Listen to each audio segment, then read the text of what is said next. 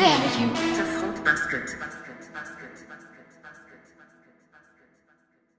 Okay, we are here live with Steve Cox, who is a photojournalist by trade and ran for California's 39th district, which he will win. He will win here when he ends up running again. And we have Chris Francis here with us, who is an essential worker and a human rights activist. And we are very excited to have everyone here. There's going to be a little bit of a lag on the video. I wish I could find a way to fix this, but I tried everything, so it's going to be a little dicey, but hopefully you guys can all tolerate it. So welcome, everybody. It's much appreciated. Thank you guys for coming on. The question I wanted to open this with is, and I'll start with you, Chris, if you don't mind, is do you think that America is an irredeemable country that needs to be completely restructured? Yeah, I'm in that direction right now. I feel like we need to just rebuild it in a way to where it works for everyone right now. People, me myself, I feel like, yeah, I agree with that. I agree with that. Yeah, it needs to. Well, so I guess if you don't mind me, kind of maybe asking some kind of follow-ups that kind of put us in a direction, I think we're all in agreement here that the police force, even with all cameras on them, couldn't fucking behave themselves. So there's a serious fucking problem here, obviously. But can I pipe in for a second? Oh, of course, yeah. The question would go to you too. So. No, so because here's the thing. Everybody likes to talk about the police force, and because it's the way it's framed. They talk about it, and they're saying that that it's authoritarian, like the way that they behave, the way that they do that. But this is how they've always been, and that's the only way they know how to be. So it's not really that weird to me that that they're abusing people on camera. Like this is what they are. This is how they work. It's not, to me. It's just not. It's not that weird. It's what I expect. So they've never been good at knowing timing on when to be abusive. They just are abusive. Yeah. All the time. Yeah. So I guess I will ask you, Chris, if you don't mind. So we'll because I think that what I do want to talk about in this is I think that there are so many more things going on than just the police with in this moment. I think that for example, Sean is a costume designer in theaters, and he also is a student. I'm a musician, and I also am a DJ. All of our jobs have been fucking nuked by this coronavirus thing. We have no value in this society that we've now created. And so we'll get into all that other shit a little bit later, because I think that there's a lot of things happening right now that are affecting everybody, regardless of your skin color, your race, your creed, whatever. Right. But police, I think, is something that at least. So what has your experience been like with police interactions, Chris? So for me, I look at it like this. It's more than just the skin of the color of my skin. Sure. It's where I'm born, where I'm raised. I'm like poor people. Really, the system really holds down poor people. I'm very class conscious, so I took a criminal justice system. I took criminal justice in college, and one thing they taught was the broken window. The broken window theory, and when I learned from it is it punishes the poor first before it punishes the top, and I feel like that's what we don't hold the people who actually have power in our country accountable, but we hold the people who just got a $20 counterfeit, dollar. You know what I'm saying? So yeah, that's where I'm at, right? Well, and that even extends to our financial institutions. I think probably all of us here have been fucking broke as shit at some point, and how fucking expensive it is to be poor. It's crazy. Yeah. So for instance, when this coronavirus shit first happened, I didn't make any income for 2 months. And my bank was charging me a maintenance fee because I wasn't putting money into my fucking checking account. And it's well, what do you expect them to do? Charge the rich people? That's the fucking thing. And what's been so crazy is that now with this CARES Act, now the wealth has been consolidated even more to the upper class of our society. And, right. and I saw somewhere actually that like billionaires made what 438 billion more It's dollars over since this whole thing 500 started. now. It's over 500 now. Insane that even exists. But I think like in terms of restructuring this so it works, like I'm a little bit more. I am on the burn it down side, but I'm also. I really think there needs to be reform, but the means by which we do it to make the system work for everybody of all classes is to completely burn down the system by which we do it. Yeah, but I mean, the two-party system obviously doesn't work because it doesn't work for people like us. it's not supposed to. It's not designed to. Right. So we need to destroy that.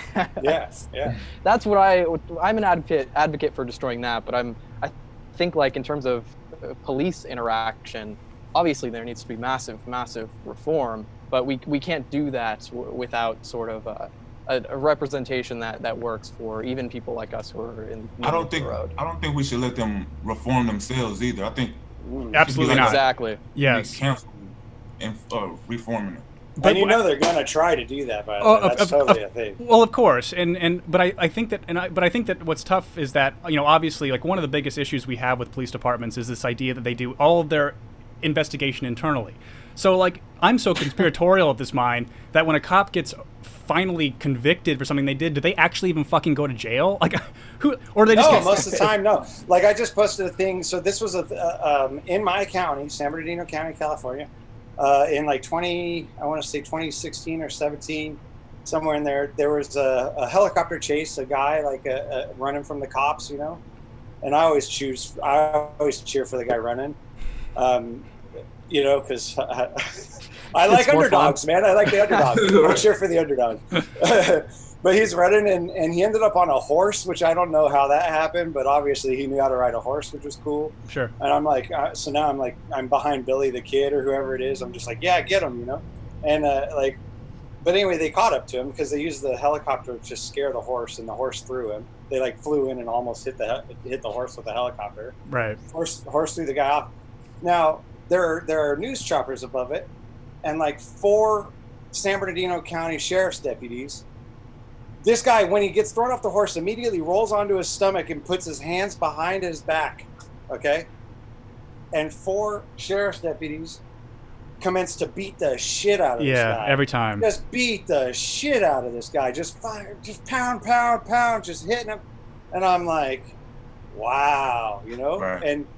And he was Hispanic, but come to find out a couple of the cops were too. Like it's not.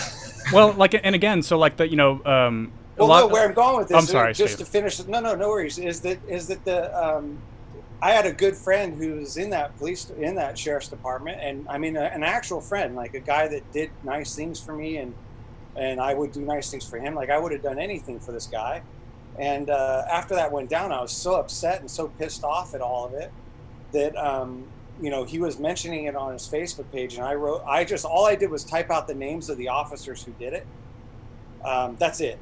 I did nothing else, and it was enough for him to block me from his Facebook and kick me out of his life, basically. Right. Yeah. Of course. And I'm just like, so this is a good cop, and I believe that he's a good guy. He is a good guy. He's in a cult. He's in a cult, though. I mean, that's yeah. what we're seeing now. The police force is a fucking cult. And so this guy the main guy.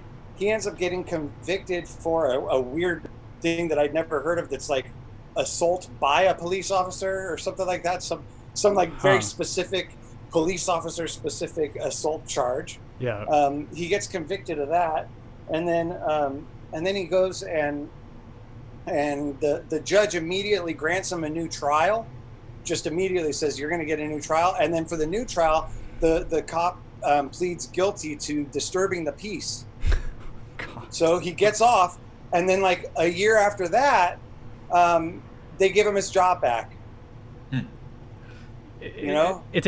just like, what the fuck, man? Like, what in what world does any of that stuff make sense? We can't have a world like that.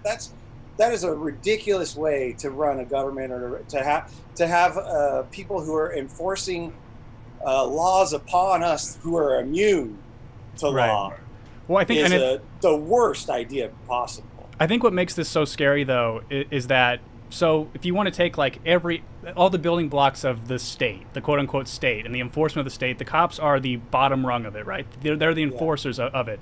What scares the shit out of me, and what no one seems to be talking about, is what killed Breonna Taylor was a no warrant, no knock raid, which is the scariest fucking shit on the goddamn planet. And cops would get shot at my house if that happened. That's the thing. So like, I mean, Chris, you're in Texas. I don't know if you own guns or not, but like we're all gun owners generally speaking, or at least I don't know if you're favorable to the Second Amendment. I assume so when I talk to you on the phone. And so, but like the reality is that if someone was bursting into my house, cop or not, I'm gonna fucking spray them with bullets. Like that's what's gonna happen, and I'm gonna end up getting killed over it. And so, you're talking about worse. or worse, exactly. So what's interesting to me is like we cannot excuse the racial element to what killed George Floyd, for sure. Of course. What killed Breonna Taylor, because the same thing that killed Breonna Taylor killed a 21-year-old kid named Duncan Lemp, who was white. They tried to brush off his killing as he was manufacturing his own firearms and he was on the far right or whatever, but he hadn't killed any. He's 21, is a young kid. I mean, it was ridiculous. So I mean, talking about what he was doing online or being extreme is the same as like going into George Floyd's criminal past. It's not relevant. He was probably just like a right-wing libertarian, and they turned it into some whole thing that he's like. Essentially, yeah. And then the case that I bring up, and there's been several more, is Kelly Thomas, a guy that was in Fullerton here, a homeless guy, white. Yeah, that's in my district, by the way. Fullerton's in my district. Mm-hmm. And a Latino cop literally beat him to death on video. It's on video, fortunately, so we saw it. And so this is something that... And what happened to the cop? Nothing. He got off completely got off.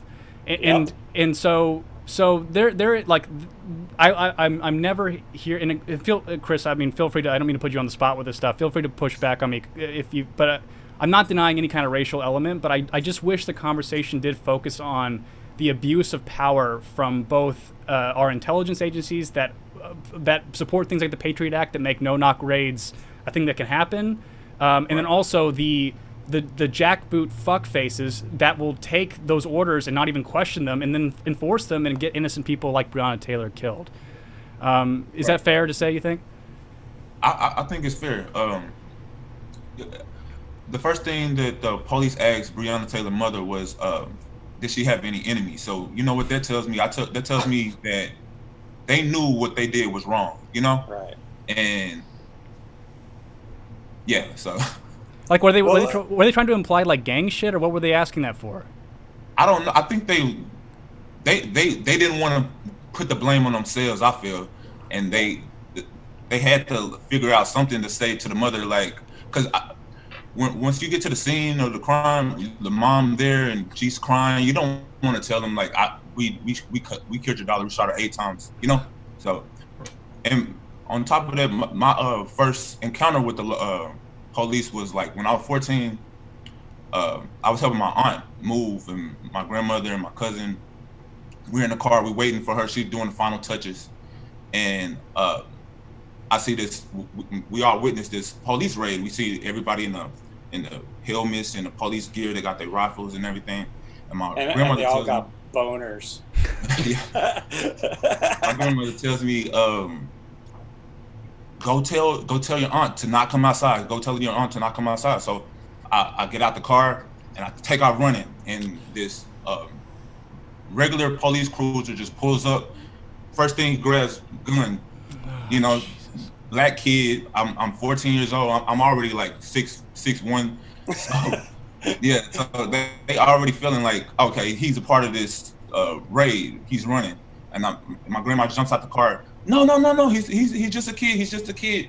So sometimes it is just, racial profiling, but again, at the same time, it's just authoritarian. They just want, like, did you see the people, the cop that was demanding authority? Y'all need to respect me. And that's why I had that. That's why I had that tweet that I said that you don't get to demand authority, or rather respect, if it's not mutual respect. Like right. the kind of respect he's demanding is that they can dress up and look like they're in the fucking military, and then pull me over and already start to demand things when they're at a fucking 10. Like, their volume is turned up so high. Like, majority of the police interactions I've had have been negative in this way. It's like I've been able to de-escalate them, Probably, I mean, who knows? That's the kind of thing about it's tough because I don't know if it's because I'm white. I can never prove this, right? So, I mean, I can assume it maybe, but I can't prove it. So I only have my experience as you have yours. But they're so ratcheted up, so high, that I don't see how a lot of these. I understand how so many of these interactions don't end up being peaceful because they're already so angry and maybe so scared. I don't really know what it is exactly.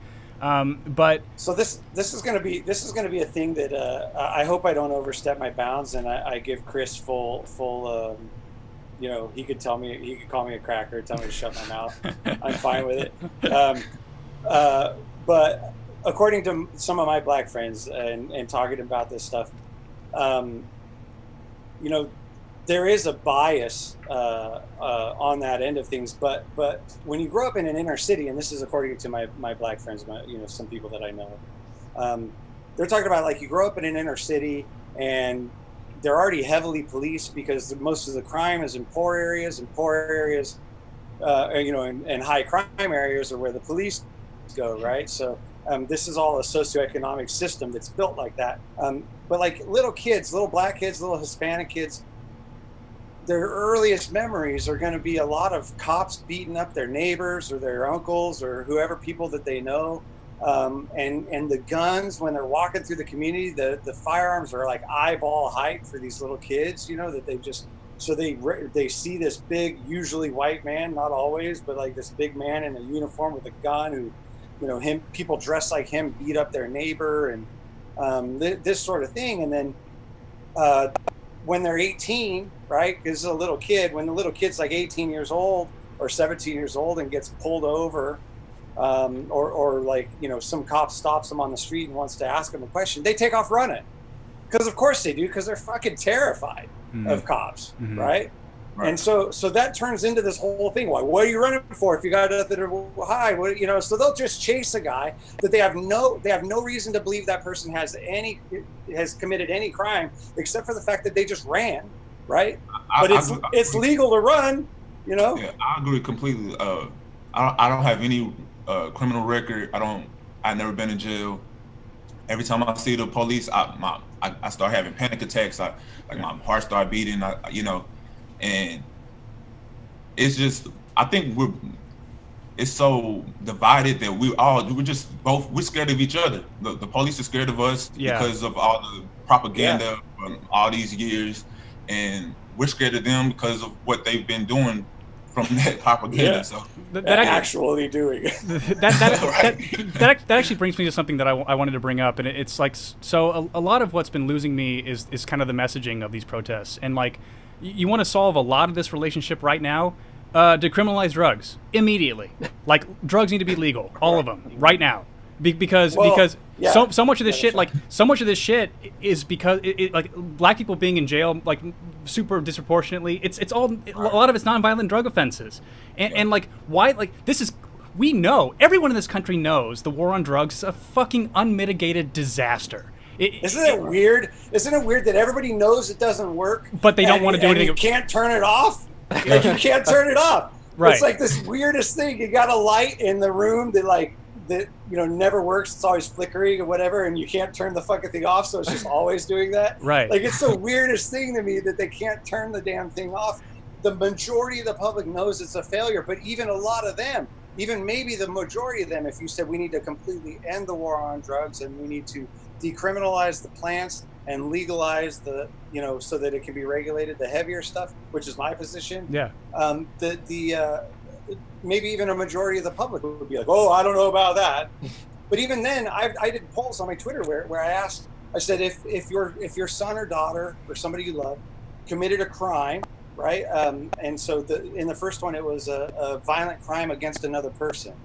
Would you turn them into the police? And it was like 80-20, maybe 85-15, they would, right? Almost everybody voting said that they would.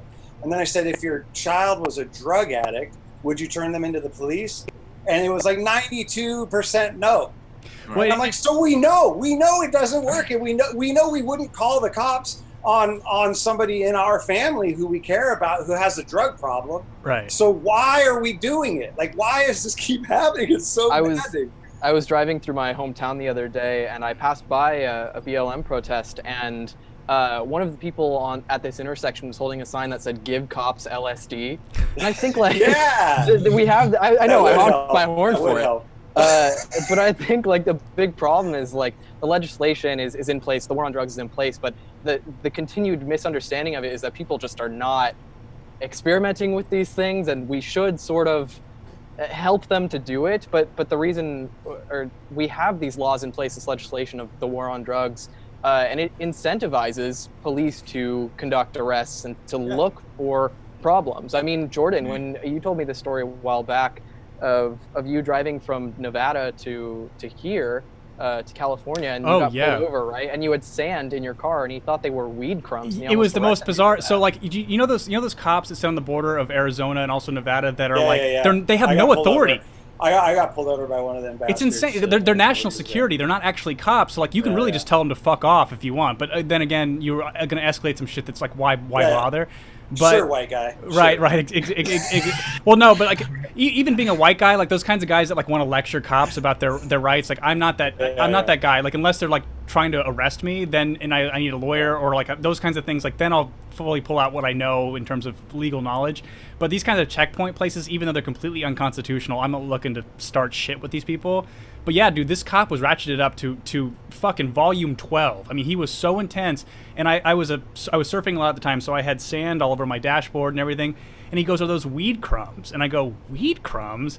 What is a weed crumb, by the way?" It's what somebody says who has never smoked weed in their fucking entire life, and that's the person who is now enforcing these laws against me, which is so fucking crazy to me. Imagine how high strung you'd be if you never tried weed in your entire life. Right. Exactly. See, exactly. What's happening?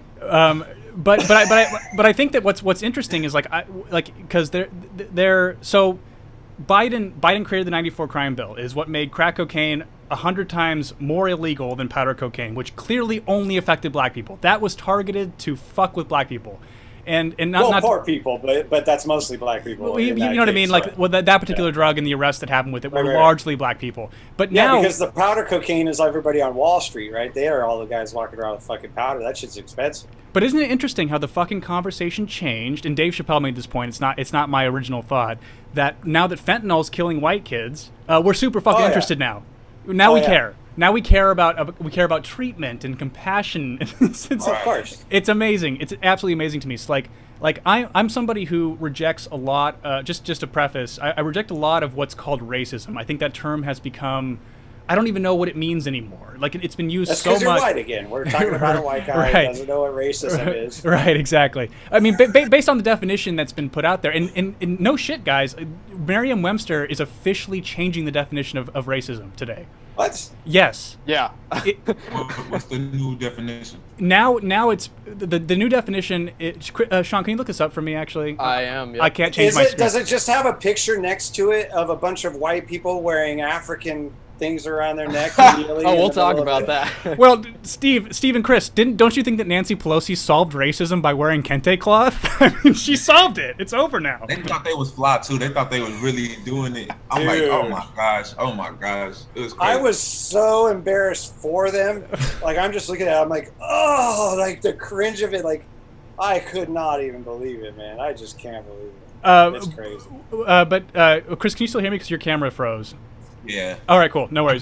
So I wanted to ask you, because there is a generational divide. You were talking about your grandmother and how she's kind of for this. She kind of like, I don't want to say falling for it because I don't know her, but like, is that statement fair that she's kind of falling for this shit from them? Yeah. I know she's watching, but I'm sorry. Oh, I'm sorry, Grandma. I'm so sorry. I'm so sorry. I feel like she's falling for it because it's, on top of this, people are scared of Trump. They've been fear-mongering Trump since he got into office, you know? And that's all older generation does. They watch, you know, cable news. My generation, we're on YouTube. We getting information from Twitter and Instagram, all this stuff. We got different voices. We're not hearing the same voices every day. Rachel Maddow, you know? So whatever the Democrats do, they ignore it because they want to get Trump out. They don't care what Joe Biden does, whoever the nominee is, they want to get Trump out. So even if I just bring up what happened to Pelosi, she feel like I'm attacking the Democrats. I'm like, no, I'm just it's just sad. It's bad right now. But you should attack them. You know, what I mean, like they're not offering any solutions either. They're really not. And so Trump. Well, I mean, put it this way: Barack Obama, I've told this story before on podcasts, but Barack Obama absolutely broke my heart. Like in 2008, I gave his campaign $500, and I didn't really have $500 laying around just to, for nothing. And by 2012, I didn't even vote for president. I was like, so you got a white guy who did Romney Care, and now you got this guy who did Obamacare based on Romney Care. Like, what am I doing? Picking colors? I don't care. Like, I don't care what color the person is. I wanted somebody who was going to stand up for people and do what was right. And, it was already obvious to me that he wasn't doing that by the midterm. And I just was like, F it. Like, I'm out. I didn't even vote. But, like, there is like this, there is among liberals and Democrats and these types of people, sometimes, especially the older people, they are unable to see what it was Barack Obama really did when he was in office. And I wanted him so bad. Like I stand for him so hard in 2008. I tried everything I could to get him elected. Mm-hmm. At the time I didn't know about canvassing or even what that was. So I didn't do anything like that. But I gave him $500, which was a lot of money. I got a little certificate in the mail and all this stuff. And I was like defending him online to everybody who was calling him a socialist all the time. And, all my right-wing friends and whatever. And then, man, he broke my goddamn heart. Because he's he just became a corporatist. It's awful, man. But he's like the greatest orator we've ever had. Get out of here. He was the most amazing speaker. And I'm just like, how do you get both of these things? How do you get a complete, like he did everything wrong, almost everything wrong in office. But he always said the right thing to make everybody just feel they feel comfortable with him, Yeah. But which has been just doing. I'm sorry, which has been like my defense of Trump, which is that like I actually like that he says everything out loud. He can't help it. He just says everything out loud. So it's like, but because Obama said all the right things, he was able to clandestinely in private do a lot of really horrific shit behind our back. And we're now only finding about how kind of tarnished his legacy is now, because we had no clue of what was actually going on. But he had all these campaign promises, and it.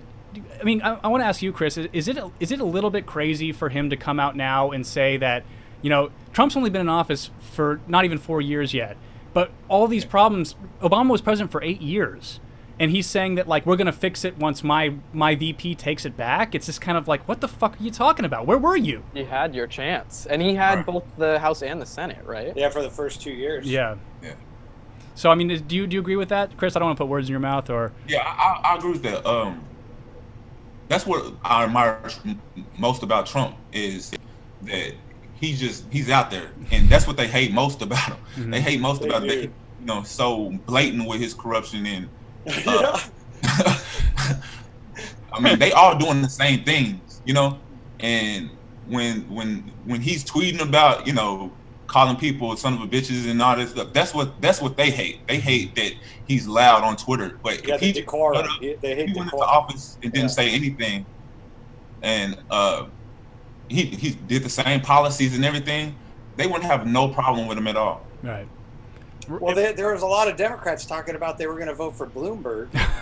Right. Exactly. And if they wanted Bloomberg, I'm like, dude, Bloomberg is worse than Trump in every way. Dude, in every way. He got caught on like I remember reading something about, he was pro-choice. Even as a Republican, he was pro-choice for abortion or whatever. But there was some sort of a thing where it got leaked out of a meeting where he had said that he was mainly pro-choice because he didn't like paying taxes to help poor people's children, like... holy crap, dude! And he's worth way more money than Trump, so like that's obviously a little bit of a red flag. Has like 40 or 50 some women who like he's sexually harassed or something more that he has them under contract where he can't say anything because he paid them off. And I'm just like, so really, you guys are going to talk about a former Republican who just switched parties like when Trump got elected? The most police state person in New York ever, by the way. Oh yeah, the stop and frisk thing. The stop and frisk thing was like 80-some% black and brown people getting stopped and frisked. And they would have found drugs on everybody if they would have stopped and frisked the white folks on Wall Street. Guarantee you. Yeah. Guarantee it. All those folks on Wall Street are skiing in the Colombian mountains quite a bit. So it's how they keep it all going. But Sean, do you have the definition of racism, the new one? I did. Yeah, so they haven't released a new definition yet, but they're going to make it more clear in their next release, and that's a quote from the BBC, or sorry, not BBC, the editorial manager for Merriam-Webster. This is a BBC article, and a quote that he gave is, "It could be expanded to include the term systemic, and it will certainly have one or two example sentences at least." So, and then the person who actually submitted this request was Miss Mitchum. What's her? Kennedy Mitchum. It was Drake University. The girl who kind of got the ball rolling on this. What scares me about this is she a black girl or she white is. girl? Yes. She is. She's black. And she submitted a request via email, and she got an email back. That's and awesome. they're going to change. Yeah, I mean, as much as words do matter, because they do to some extent. I think that's really cool. If you get a more clear. I don't know, Steve. I don't think it's great. Yeah, Why? I think with a word like what is the current definition? Can you read the current one? Because I don't even know what that see is. if I can grab it. I feel like I know what racism is. I just want to know what their definition is. Right. So the current first definition is from Merriam-Webster is a belief that race is the primary determinant of human traits and capacities, and that racial differences produce an inherent superiority of a particular race. So yeah, I guess that's about right. So and that's the thing, right? So that's clear. But what scares me about this is so much of this rhetoric that would where everyone's kind of bending the knee to what's being talked about is based on this book by this woman named Robin DiAngelo, who wrote this book called White Fragility. Which to me is a white woman who wrote that. White woman who wrote this. Of course. And it's the most insane. Well, if a black person wrote that, everybody would freak out on the black person for writing it. So it but then Ta-Nehisi Coates can write some of the to my opinion, some of the most wacky shit I've ever read in my life. Oh, I don't read him. I mean, he blocked me actually on Twitter. Oh my god. And I'll let because I think that this is stuff that Chris should speak to more than us. But I'd have to put my thoughts out there just for posterity's sake, or just why? Right, exactly. But so this book White Fragility, it claims to be so critical race theory is the stuff that was born in university campuses, right? And what it purports to be science, but the thing about science is that you should be able to test it or challenge it in order to prove that it's either bad. Only good science can be challenged. I mean, that is the definition of kind of how science works in academia, right? So this book White Fragility, the way that it works is essentially that if I decide to challenge these sort of notions of what racism is or whatever else, I'm only doing that because of my whiteness and my white fragility, which is bullshit because it puts me in a position to where I can have no conversations about this shit with anybody, and it tells me as a white person that to someone like you, Chris, we aren't equals, which I reject that notion completely. And so I mean, what do you? So I mean, I don't mean to just put you on the spot now because I know I just said a bunch of shit, but he's like blah blah blah blah blah. Yeah, it's the old Jordan one too. I know. But it's I can ramble about this shit forever, and I'm just a white dude talking about it. So I do want to just make sure. Is anything that I just said, does any of it ring weird to you? Because I'm not. I wanted to have this conversation because I'm not sensitive to someone pushing back, but I am sensitive to somebody who doesn't want to listen to me. That's what I'm having trouble with right now. It's this thing of because I'm white, I'm not really allowed to have certain thoughts or opinions on these kinds of things, and I reject that completely. I think that's bullshit. Give me an example. What's the opinion that you can't have? Well, for instance, I have a black friend of mine that I got in deep shit about because she was we got in a big argument because she was posting that stuff on Instagram that was white silence is white supremacy, and what she was asking me to do, what I was trying to explain to her was, I'm not going to post your memes that are based on a specific ideology and thought pattern, which is that Robin DiAngelo White Fragility book. I refuse to post these kinds of things, but I will go to the protests, which we did. I will donate money, but I don't tell people I donate money and where I donate it to. I think that's gross, and it has no integrity behind it. It's to say where you donated money takes the virtue out of doing it, because I don't think that signaling your virtue is a virtuous thing to do. And that's where I sit. And so we got in this huge argument, and then she basically told me that I'm a racist because I was telling a black girl how to protest, which is so not what I was doing. I was just saying that, like, I reject the way that you are trying to bully me into protesting the way that you want me to protest. That's what I was saying. And so that's where I'm struggling. Some people feel like just being silent against racism, even if you're not racist, some people feel like if you're just being quiet, you're still playing a part in the racism because you're not fighting back with me. But I understand how you feel. Like, you can't force me to argue your point. I want to have my own point of view. I feel that. Mm-hmm. Well, let me throw this at you too. So there obviously are bad cops. Right. Is a good cop who doesn't do anything about the bad cops a good cop, or is he a bad cop? He's a bad cop, right? Bad cop, of course. Well, apply that same logic to white people who don't stand up against racism. Different. No, I don't think it is. I don't think it really is, because there's a couple things, and let me explain from my perspective. Because in the last show, I told the story about how I used to be prejudiced, right? And like, talking about Tulsi Gabbard or whatever, and I didn't think that her apology was good enough or whatever for the gay community, even though I'm telling this to gay guys. I'm like, hey, gay guys, you're like, we're fine with it. And I'm like, I'm not fine with it. But where I'm going with this is that I think that there is a responsibility to some extent to engage white people about your racism, especially as somebody like myself who used to be a prejudiced person and who worked really, really hard to get rid of that, to root it out. And, so I believe that there is a responsibility there to engage people, because I know what prejudice looks like, because I used to have those exact same thoughts. Yeah. So it's easy for me to see it when I see it in somebody else. I know exactly what I'm looking at. Better than watching a white man beat up another white man for calling a black dude a nigger. You know what I'm saying? So, yeah.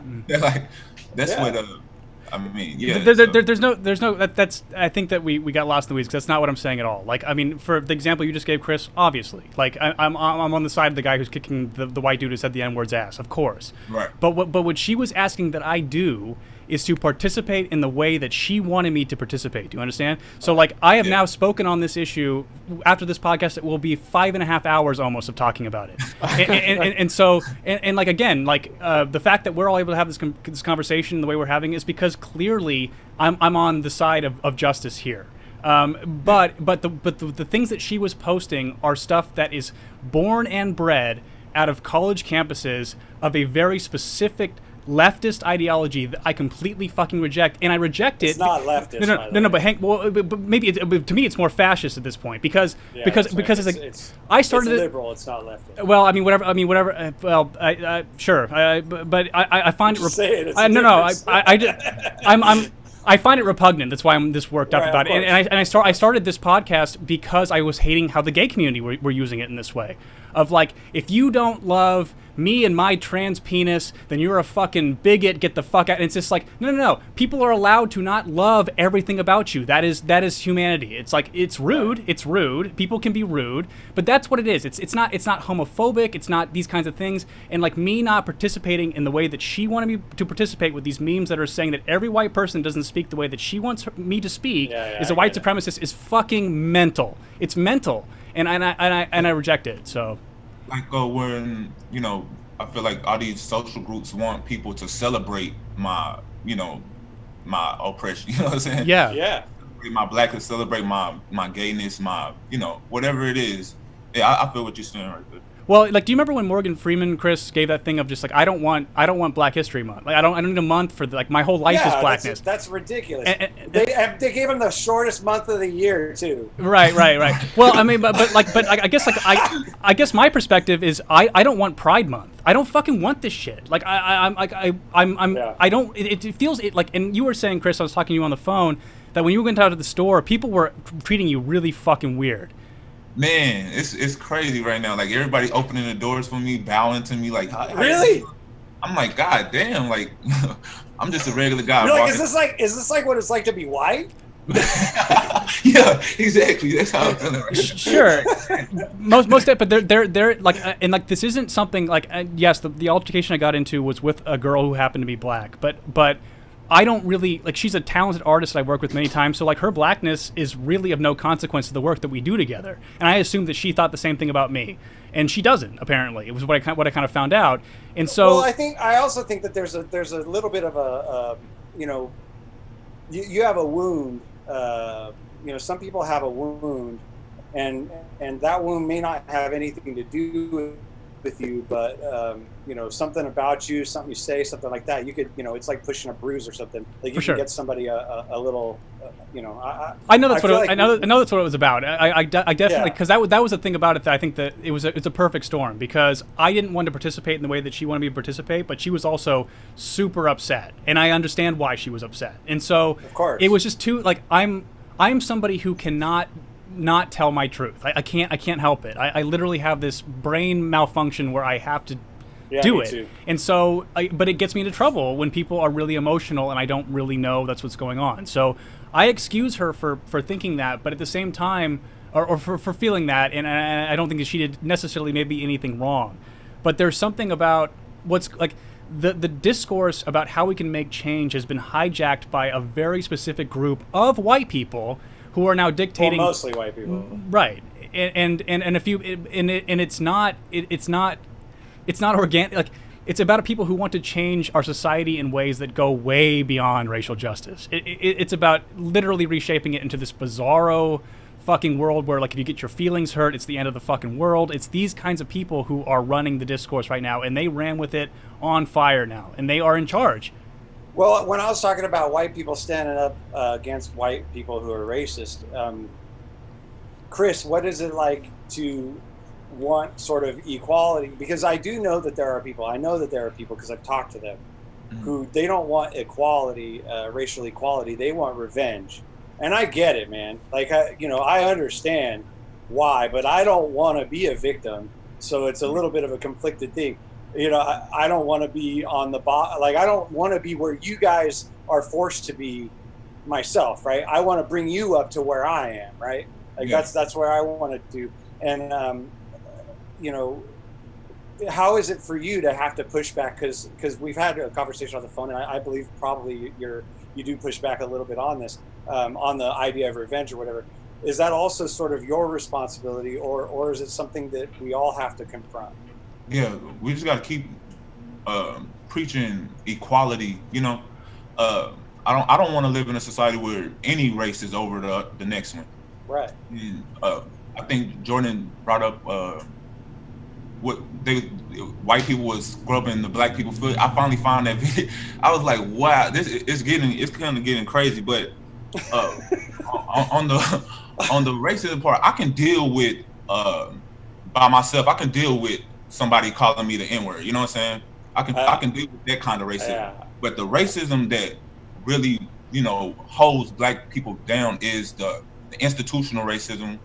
With like we're at the bottom of the totem pole of economics, fucking healthcare, education. We're always at the bottom of every issue in America. That's what we need to focus on, uplifting the black community in that, and instead of just focusing on the racial aspect of my skin color. You know, that's how I feel. Well, like my job normally is, you know, my real job is as a journalist and photographer in the motorcycle industry, and I've been doing that for 20 years now. And because I'm old, by the way, but like there was a racer, and his brother's still racing now. But there was a racer named James Stewart, who was the first black racer to come along in a very long time, and he was easily like, he revolutionized the sport. He changed the sport. Because of the way he rode a motorcycle was different.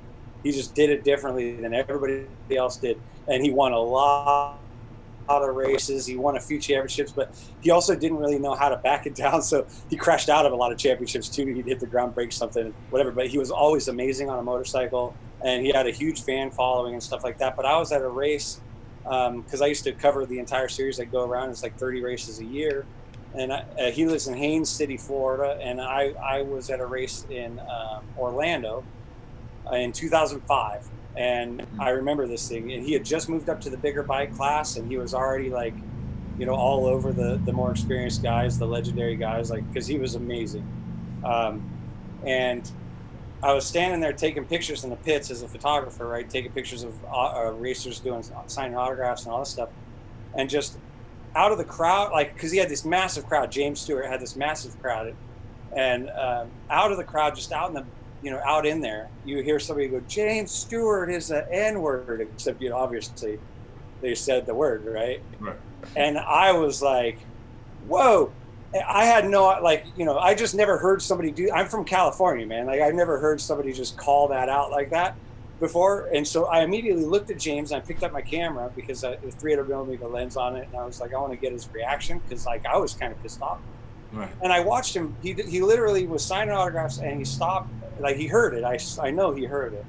And he stopped and he kind of, like, he lost his smile and he took a breath and then he smiled and he signed the next autograph for the next person.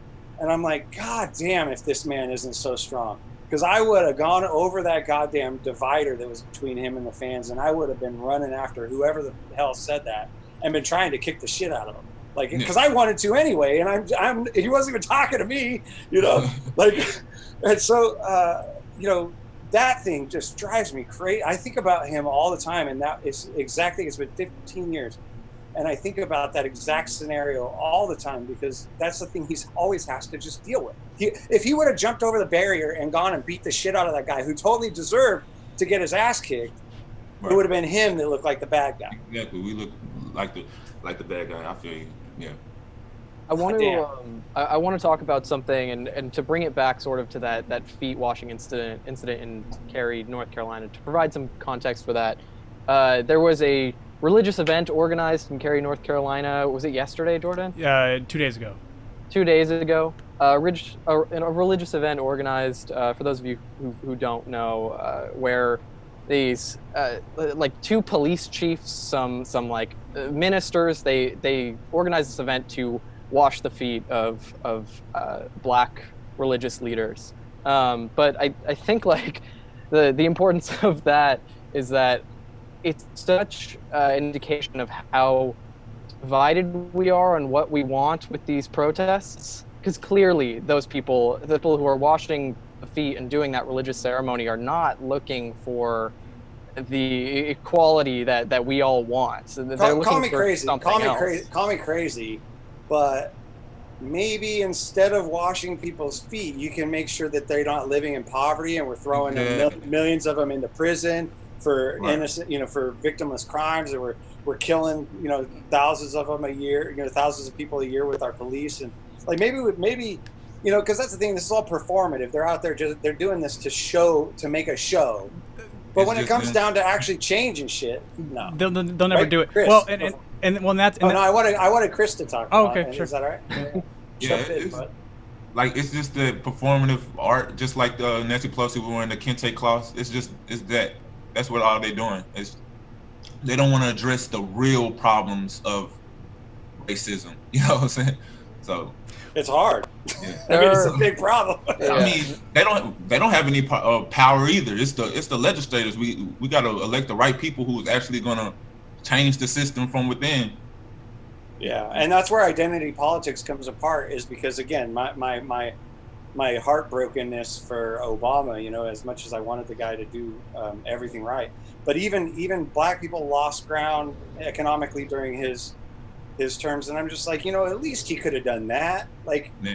I would have kind of understood it. I wanted him to do things for everybody, but if nothing else, after 8 years, if black people were in a better position because Barack Obama was president, like a truly better financial whatever, I'd be like, well, okay. I mean, you know, all right, that's fine. You know, he accomplished some stuff that needed to happen, but you know, the identity politics makes it. Yeah, go for it. Go. When I talk about that to my community and about Obama, they always bring up Mitch McConnell talking about that he's not going to let anything, you know, pass legislatively for Obama. And that was like, I said, I always bring up the first 2 years of his presidency, he had the House, he had the Senate, and he had the courts, right? So he could have really passed whatever he wanted. He went for the conservative route, and they still didn't work with him. No, of course not. Right. My problem with Obama is he's still admired to this day. Yeah. He can come out for single payer health care tomorrow. He can come out for any. He actually did that like a year ago, I think. I didn't hear that. But it was just talk. Oh, that probably is the best answer. And he just kind of went on. It's another performance. Another. Well, I mean, there's something about like this kind of these. The first Bush, like one of the things that he actually said that I think that was, and I don't even know if it was him that originally coined the phrase, but it's the bigotry of low expectations. And I think that there's like a lot of that shit going on with a lot of liberal white America, where it's like, we expect so little of you that if we kind of perform and wear kente cloth and worship you, you'll like us. And it's like, no. People like you through your actions and through the things that you do. But some people do like them, though. Like, that's the problem, is it actually probably is somewhat effective. Right. Well, and it obviously is, because if polls are to be believed, this is helping Biden incredibly. And so, even though he said that in front of a church full of people, that cops should shoot unarmed people in the leg instead of the chest. I'm like, what? What? That to me is how a child speaks. That's how a child talks. Like a child goes, like a child that has never understood how guns work, been around them, has shot anything. You're like I said to you, I think, Steve, the other day, is that you're going to shoot at the center mass that isn't moving, which is not the legs. Of course, legs are moving very quickly. It's hard to hit them. Right. And but I think that like maybe we might be getting slightly lost in the weeds, because Well, no, where I was going with this, what I wanted to finish with that previous statement was that identity politics would have you believe that just electing people by their immutable characteristics, by virtue of the fact that they are one or the other gender, or any of the other genders, or they're gay or straight, or they're black or white or Hispanic or whatever, like any of these I did not choose this. Like, I was born and I just came out screaming like this. I actually came out not quite like this. I was redheaded, like very, very redheaded, like a little ginger baby, and all this stuff. And like, I didn't choose any of this stuff. I'm not even really comfortable, even though I know there is an advantage to being white in our society. I totally understand that, and I'm not going to debate that. But I do, I don't like it. I wish that we could all be, in areas where we are competitive, such as business or something like that. I want everybody to be on equal playing field, because if you win a race that you got a 100-yard head start on, it's kind of like, yeah, I mean, sure, you won, but you started way over there. Sure. Like, I want everybody to be the same, just because even my own feeling of accomplishment, if I were to accomplish a thing, is what it is. But when everybody going into Congress with these immutable characteristics, if that's the answer, but they still answer to the big money, the lobbyists and Wall Street and all this stuff, then all we're doing is changing the color of the person who's going to abuse us. Well, ultimately, it's just a performance. I mean, all that talk is just an absolute performance. And like, to the thing you just said so. I mean, here's the stance that I very firmly take, and I think that, like, what I want to make very clear is that all the areas in which Chris, Steve, Sean, like, we all are in agreement. We're totally all in agreement on it. I think that what I'm starting to get nervous about is that this movement that's happening right now is getting completely hijacked by an ideological group of people who really don't have your best interests in mind. And it's like, so, like, in my view as a white person is like, yes, there are advantages that I have because I was born white, but simultaneously, I don't have white guilt because I have no control. I have no shame about things that I have no control over, meaning being born white. And I also have no white pride, because I'm not proud of something I didn't earn. So, like, that's very much the position that I sit in. And I do have white guilt because of the fact, and only because of the fact, that I know that I get a head start every time they fire the gun at the track meet.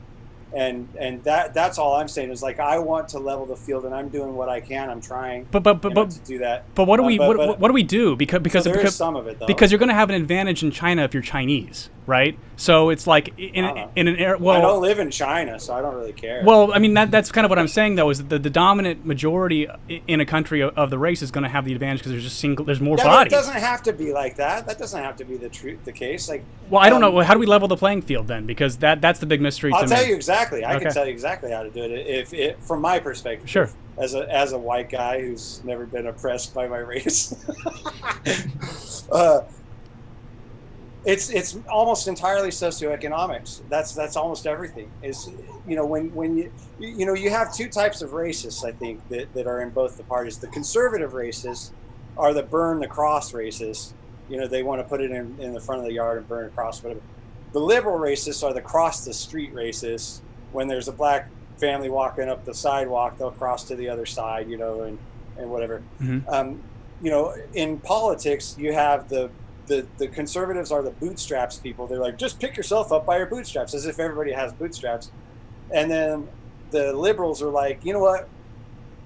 In my opinion, black folks, you guys are having a tough time, and we'll just make sure that you continue to have, projects to live in or anything like that. And we'll give you just enough welfare or anything like that to just get by, even though you're working 4 jobs as a single mom, because we locked up the father of your children for having a illegal flower in his pocket, right? And then in the end, nothing ever changes. So I believe that even the Democrats are oppressive, and they want to keep the status quo even in those inner cities and stuff. So if we really want to fix it, we need to drastically increase the amount of funding that goes toward inner city schools and things like that, so you can start working there. We also need to include government jobs, like when we're talking about the federal jobs guarantee, things like that, but real high, good paying government jobs, like, for the Green New Deal type of jobs, and try and center some of that in those communities so that people can go to work with it, and learn a trade, and then start working as, and making a decent living so that they can support their children a little bit better. We need to end the war on drugs, and on and on. But it's all systemic, all this stuff. And that's why it's called systemic racism, right? From what I've read, white, Hispanic, and black people, if you were to round it up, all end up at about 10% of us use illicit drugs, right, in the last month or something like that. But and so 63% of the country's white people, so you would assume that there'd be at least 60% of the people in prison for drugs, but they're actually 20% of the people in prison for drugs, and most of the other people are black and Hispanic, and we have this sort of cycle that just keeps happening, and everybody just stands around like, I don't even know how to, what do we do? Mm-hmm. What do you mean, what do we do? I know what we got to do. It's just, the problem is, and this is where I'm going to plug being an independent, because I really think it's an important thing. It is. The two parties, they don't want to actually fix any of the stuff that is wrong, because if they fix any of it, then they can't run on fixing it. They can't campaign on fixing it. So to them, it's all about, paying lip service to these problems, and then getting into office and not doing shit about them. You do not want to fix any of those problems. They've been talking about, what does DACA stand for? DACA, the first word is deferred. The first word is deferred, because the politicians, that's all they know how to do is just kick shit down the road a little farther, mm-hmm. and deal with it some other time. And that to me is the whole issue. We could solve the racism part, or bulk of it, the systemic parts, in terms of the fact that black people are less likely to get hired, less likely to get calls back, drastically less likely. I think the statistic I saw was that a black man without a criminal record has the same likelihood of getting called back for a job as a white felon, right? And what the fuck, mm-hmm. So I agree. Yeah, go ahead. I feel like politics, they just throw everything on the back burner, and right now everything is coming at the same time with the pandemic, the riots, all this, everything that's happening right now, the police brutality, every single thing is coming at the same time, and we chose somebody who started the mass incarceration as our the Democrats, and then it's just crazy right now. But I also look at it, I'm going, we could, it's usually a good opportunity when stuff is really flying, that we could actually fix some things. But even now, nobody's really trying to fix anything. There could, in the past, I feel like there was the corruption was less entrenched. you know? Yeah. Right. That's what got us out of Vietnam and a bunch of other things, where all these protests and this type of thing. But the corruption is so entrenched now that they're all just trying to maneuver to. The game is like, people talk about what's it called, incrementalism, and the game for incrementalism, everybody thinks it's like, the way they present it is that this is how you get things done, a little at a time. That's complete bullshit. The incrementalism is the brakes. It's not the throttle. It's the brakes. They're saying, hey, we'll give you just enough to get you to shut up, and then in a few years, like, we'll ignore that for as long as we can until everybody gets really angry again, and then we'll give you just enough to make you shut up again. And that's what incrementalism is. And we need to actually change shit. That's what I was saying during the primary, because I'm arguing for, Sanders. I'm arguing for, we need a real structural change. We need a real movement to change the whole system. And they kept talking about, we need to incrementalize. I was like, man, we've been incrementalizing my entire life. literally your entire life. Yeah. Well, and most of mine too. And that's why, like, when we talked last, Steve, on air, was saying that, like, some violence is going to be necessary to get people to kind of wake up and pay attention. And now we have it. So, but I think I think that largely what I'm trying to say is that this movement that could end up having change is getting co-opted by the incremental people who don't really want anything to happen. And then on the same side, you're also... That's their defense mechanism. Well, exactly. But also there is, like I said, there's this creepy kind of liberal, fascistic part of the party is trying to take it too. And so, like, the people, again, who... like, defund the police, great. I think that this is like a start of something that could happen. But simultaneously, these are the same people that want me to not own any firearms at all. And so I don't trust these people as far as I can fucking throw them at all. Well, you shouldn't trust anybody, really. Well, like, nobody in a position of power. And I don't, which is why I wanted to do this podcast and why I'm this fired up about it, because it's just like So I mean, one of the biggest things that I think that no one talks about that I think can definitely be pointed to systemic racism, or whatever you want to call it, is generational transfer of wealth. Black people did not get a benefit from this at all. White people definitely did. And that is the one that nobody fucking talks about for some reason, because it's so cut and dry. It's so clear of like racism was not that fucking long ago. And also too. Wait, what was not that long ago? Racism. Oh, I'm sorry. Slavery. Sorry. Thank you. There we go. Yeah. I'm like, racism was gone now? Yeah. We cured it. See, this is we cured racism, right, everybody. Right. This is why we did it. Look, was a podcast. We did it. This is why I need Steve and Chris, because I talk so fast that sometimes I say dumb shit without even knowing I did it. So I needed somebody to save me. I don't bother correcting him at this. He just point. lets me. I mean, that was a kind of a big. Thank you. What? That's why we're all here, and why we all like each other, and we can all help each other get through this. Yeah, of course. But yeah, so yeah, slavery was not that long ago, and like even up until then, it's like there was so much shit, and even until like interracial marriage was not legal until like I think late '60s. It's fucking crazy to think about, and so like that was the gay marriage of the time. I mean, it was definitely, but I'm curious to you, Chris. Like, have you thought much about that generational transfer of wealth and property and all these kinds of things, which I really do think is why black folks I know folks is like a problematic term now. Black people, whatever. People are mad at the word folks. I grew up in the South. I don't know when this happened. They're mad about it now. I don't know why. They're mad at Obama used used that word all the time. Oh, okay. Well, black folks, whatever. But I do think that is largely what has held back a lot of black people, is just that like you don't really have a great grandparent that could have transferred property or wealth to your grandparent. And I mean, it's possible, but it's less likely than a white person. And that is the one that I fully get behind, but I find it really strange that nobody talks about it at all. And so like, I'm curious, like, so Steve and I have now talked about kind of maybe these things that could change. Like, do you have something that you kind of sit behind, Chris, that you feel strongly about that could correct or mitigate some of the damage that's been caused up to this point to kind of create this level playing field, even though you are the minority amongst a lot of white people, like something that could make it even, so I don't know, like make it as even as possible, I guess. I don't know if total equality is possible, but we can try. Of course it is, man.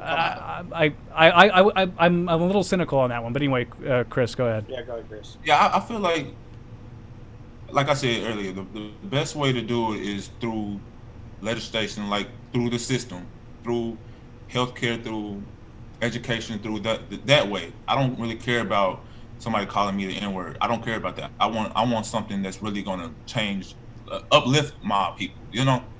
And we're not arguing, because right now we are having this argument about we should get Trump out, right? So yeah. I say, this is what I tell people. I'm like, look, I was poor working class when I was born. I was poor working class under Bush. I mean, not Bush, but Clinton, Bush, Obama, now Trump. I don't see anything different from voting either party. You know what I'm saying? So I feel like they have no hope right now. A lot of people don't have any hope, and we're sitting outside, we're looking in. And that's why I feel like we need someone like an independent who's not a part of either party, that's gonna like really call both parties out. Because just like the cops protect their own, politicians protect their own. Absolutely. They protect their colleagues. Yep. Yeah, of course. Absolutely. Yeah, but here's the thing that I like. This happened just the other day on Twitter, which was so actually I told this to Chris before, but I'll tell you guys too. Like a roommate that I have, that's like we have like a little apartment as part of the garage, and she rents that from us. But I went to high school with her. Her name's Mosi. She's amazing. You know, we've known each other literally 30 years at least. And you know, her dad was a Black Panther, which I really love, because I really love the Black Panthers a lot.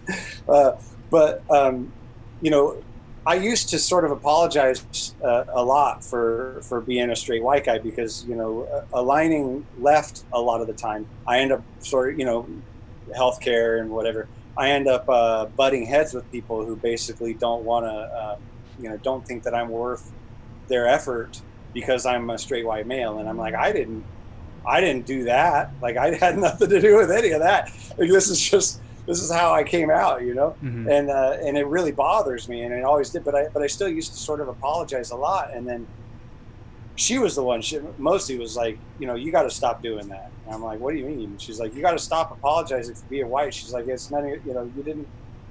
It's not your fault, if you will. You know, this is just who you are. And she goes, I know you're not racist. And I'm like, well, I know I'm not racist. Mm-hmm.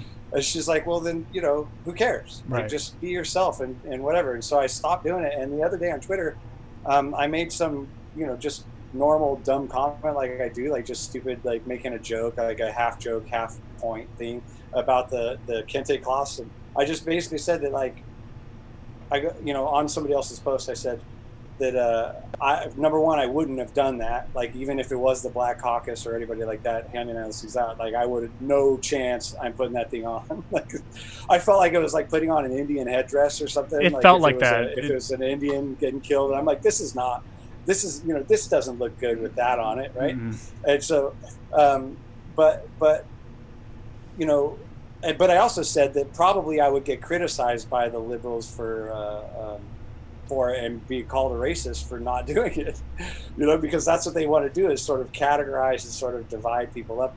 And to me, that's like the ultimate irony, but I guarantee you it would happen. But like, I feel like they're being racist by wearing that shit.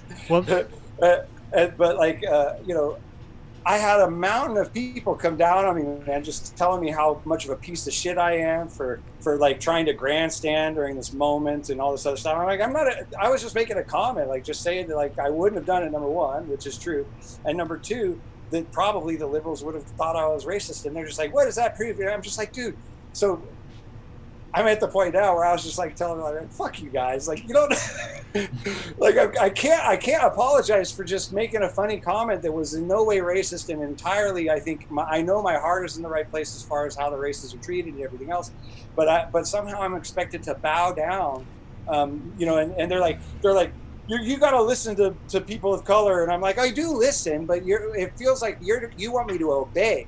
Steve, this is what I'm talking about. I know, that's why I brought it up. Yeah, because it's a fucking religion now. Like, anti-racism is a religion. It really is. It's become like we all don't want to be racist, but this idea of anti-racism and fighting it in this way has become this religious thing with original sin. You being a straight white man is your original sin, Steve. I'm sorry to tell you that.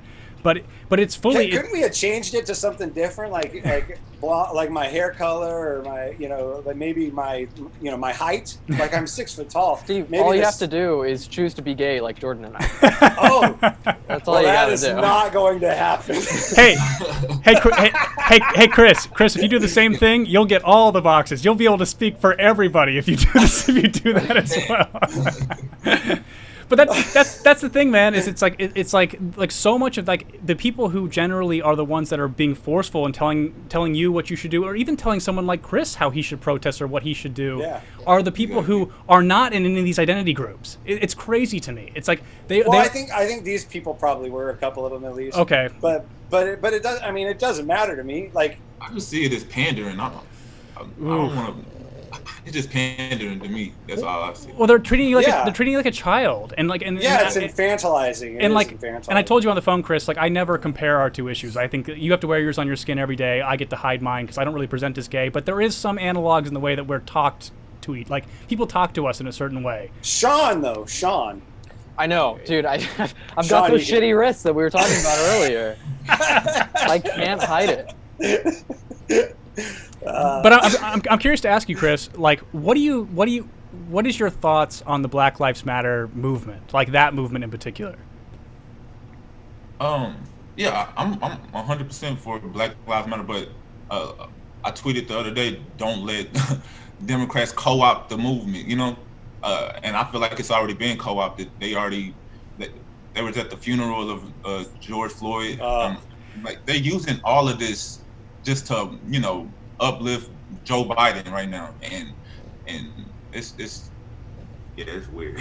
They've been using black people forever, like that party ever since Martin Luther King, basically. And let's not forget that in 1999 the federal government was held liable in court for the death of Martin Luther King. So, and the FBI tried to kill him. They sent him a letter telling him to kill himself, a bunch of other stuff. But the very president that was in office is still viewed, like when he was killed by the government, is still viewed as this like champion of civil rights, And the thing about Martin Luther King, and I like Martin Luther King, but I'm more of a Malcolm X guy myself. But the thing about Martin Luther King was they let him have his civil rights movement and all this stuff, and they really did infantilize him too, and like condescend to him about that. But when he started talking about the Poor People's Campaign and bringing everybody together and started talking about ending the war in Vietnam, and that sort of stuff, that's when he got killed. When the conversation moved to ideology, that's when they start getting scared and get mad and start killing Malcolm X and Martin Luther King and all these people, because they don't want the conversation to move that way. They don't want it to move to the system. They want it to keep it on the color, because that's how they can continue to control the narrative. Right. I think that's exactly right. And it's a really shitty thing, because I'm a white dude and I say this in public, and like everybody wants to brand me like I'm, one of those Nazi dickheads in Charlottesville or whatever. And I'm just like, no, I would shoot those guys. Like I don't like them at all. I want leftists and people of color to protest with rifles, just like the Black Panthers do, because that's the way that you keep an abusive government from abusing you. They're not going to come walking in and shooting tear gas at people when there's half of them are openly carrying AR-15s or something like that. It's just not a thing that's going to happen. And when I first brought that up after the Michigan protests, a bunch of people again, well, they're white, and I'm like, it doesn't matter what color the guy is pulling the trigger. If you're a cop, you don't want to get killed. Right, so it's not like when a black guy's carrying a rifle, among 100 black guys are carrying rifles, that the cops are like, you know what, I'll die to try and kill these guys, but I won't die to try and kill the white dudes that have the rifles. Like, come on. What do you think would happen if a bunch of black people who went to Capitol Hill with rifles like the white conservatives did? They banned the guns. I feel like that too. Those protests on Capitol Hill, they weren't all white people. There was black people there as well, and so I don't know if it was largely entirely black people what they would do, but at the same time, it's like, I don't know. Like, if they were black folks dressed in that fucking military garb shit like those people were, I honestly, with true intellectual honesty, cannot say what would end up happening. Well, they're doing it right now. Like after the guy, I'm this is awful because I've got these other. There's so many goddamn names of men that have black men killed by police or whatever. But the one that was killed by the ex-cop and his son in Georgia. Thank you. Because I had Philando Castile in my head. That's a bad one. But yeah, that was also Minnesota. But there was those Black Panthers in Georgia showed up and were patrolling in front of those guys' house and whatever, and the cops. These guys are, the Black Panthers are out there with rifles in tactical gear. There's a handful of them. And the cops stopped a mile up the street. They have it on video. The cops stopped way out there and just sat there and watched. They're not dumb. They're not going to go get killed. You know what I mean? And that's what I'm saying. Like, this is an awful thing. I know what this sounds like because I'm a white guy and I know what it sounds like, but I was raised around guns and but what I'm saying is like, I understand the fear that minority groups have of police and because on a one-to-one basis, they're so often abused and that way, certainly more often per capita than white people or anybody else. And so I understand the fear there, but the reality is that at some point, I really do believe that those people of color have to just start carrying rifles, man. They just have to. Because I feel like that's the right way, that's the way to keep the government, quote unquote, honest, to keep them from abusing people. In big groups, not just like walking up the street by yourself, but in big groups for protests. So there's something that's important in regards to the state of California. During, it was 1967, I just pulled up this. The Mulford Act. The Mulford Act, thank you. You're welcome. That was in direct response to the Black Panther Party. Yeah. And this is something that was signed into office by Ronald Reagan. So yeah, I've heard of him. A Republican. He went on to big things, didn't he? I know, yeah, he was very famous. So this isn't, clearly guns have never been a partisan issue. It's been something else. But now that it's swapped to be gun control is all Democrats and liberals, It's like, what happened? And also, if the original one in California was due to the Black Panther Party, why are they trying to suppress our guns now, if that's the history of it? Well, they're always trying to suppress our guns because the last thing the government wants is a bunch of people with guns. that's just truth. That's just the way it is. Like,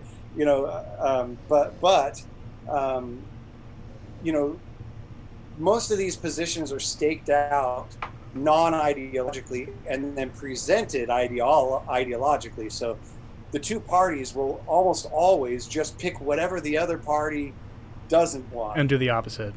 It's a wedge issue, and all they're trying to do is divide everybody. It has nothing to do with whether it's a good idea or anything like that. It's just because like the real legislation that get passed automatically is corporate bailouts. Of course, yeah, that's bipartisan support, folks. Both parties are fully on board whenever Boeing needs money. Right. But when it's me or Chris or anybody, and we need money, they're busy. Right, of course. So how are you going to pay for it? Well, and the other thing in California where I was going to go with this is like I haven't been to any of the protests. Two reasons, which I think both are valid, and they come across as excuses, and I get that, and I don't know what to do about that. But I'm fully in support. But I have a 5-month-old daughter, so if I catch COVID or something like that, I could kill my kid. Because like infants are especially susceptible, and that's not a thing that I'm willing to risk my own child. That way, I don't think anybody would.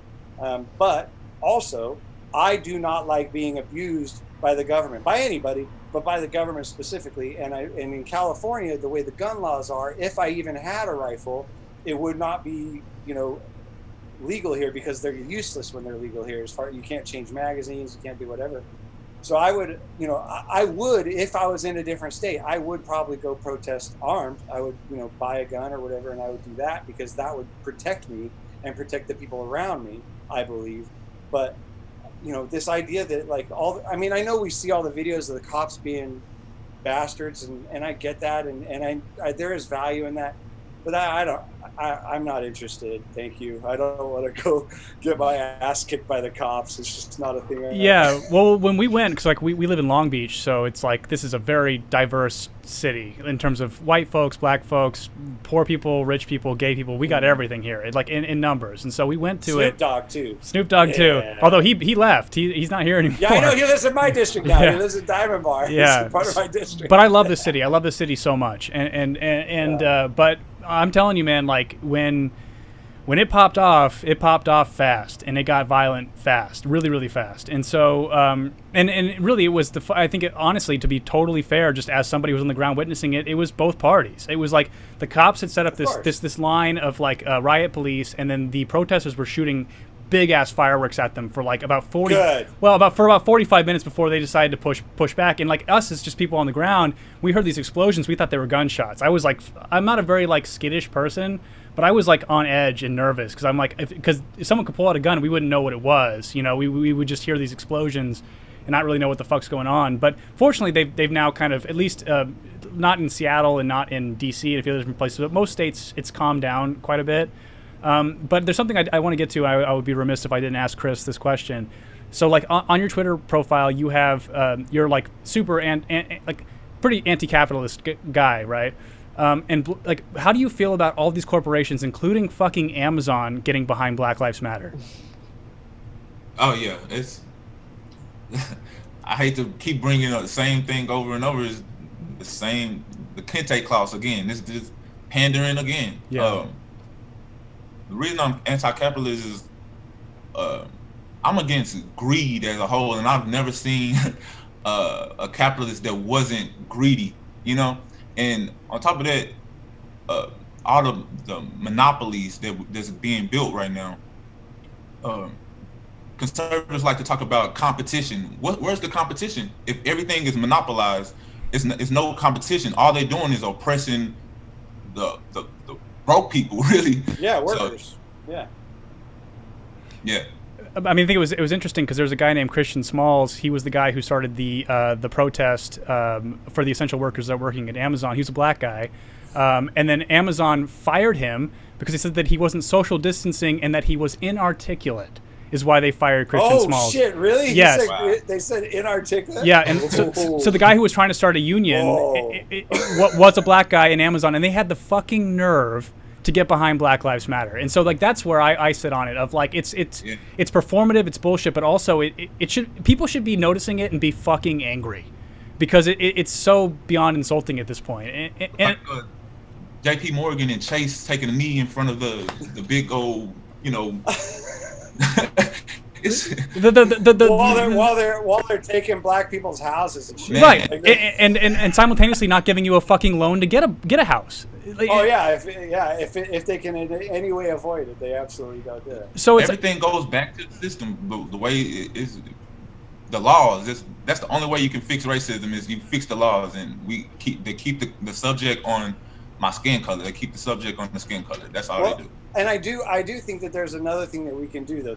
But that is, I think the very necessary component, and probably the biggest component. But I also think that the way to fix racism is to just try and preach practice what you preach, but preach to everybody around you that to always remember that we are all people, that people all are, like, we are human beings. It's a type of animal that lives on this planet, however you want to put it. And, in order to be a Homo sapien, a human being, you have to have certain traits. Like, these are what they are. And a lot of them are emotional and, social traits and things like that, because we're a social species of animal, if you want to put it that way. But like, we are the same. Like, Chris isn't really different from me. His life experience is far different. But that's because the society has done, like, they treat him differently, right, and treat his people differently, the people that look like him differently. But we aren't any different. Like, we are not actually any different. I mean, we're different in good and fun ways. We're not different in what makes us what we are as a human being. Like, that's not a difference. Anything like that. Like, I got 2 legs, you got 2 legs, you got 2 legs. Yeah, and so that I think that's a thing that we can do every day is just try to talk to people when they say racist things, which a lot of white people say racist things. I catch them all the time on my Facebook page. People say it's just, and I'm like, woof. You hear, you read some stuff, you're like, ooh, I know where that's coming from. Mm-hmm. Yeah. But like, ultimately, the two parties, again, I hate to go back to this, but the two parties, again, they profit and they exist based on this division. So that's the oldest trade book. It's been thousands of years of divide and conquer. That's how they do it. And so they want to keep us fighting each other, but I don't want to fight nobody. I want to fight them, but I don't want to fight anybody. In my district, I go talk to conservatives all the time and they're fine. They're actually usually easier to talk to than liberals are. I agree with that. I agree with that too. I get along with conservatives more than I get along with liberals. But yeah. Chris, when we talked to you on the phone the other day, you talked a little bit about, I brought up, because I have a family member who was in the NFL. He was an offensive lineman. My wife's cousin's husband, something like that. My wife's Portuguese, so there's a million people in her family. He had told me stories about being in the locker room with the Atlanta Falcons and the New Orleans Saints and stuff like that. And these are chocolate cities, if you will. There's a lot of black people there and whatever, and a lot of black people on the teams too. Like, you'll notice the New England Patriots have quite a lot of white people on the team, right? But he told me that, like, in the locker room, the race thing is a lot easier to deal with because they already know they're all on the same side. And you were a football player, were you not? Yeah. So can you talk a little bit about that?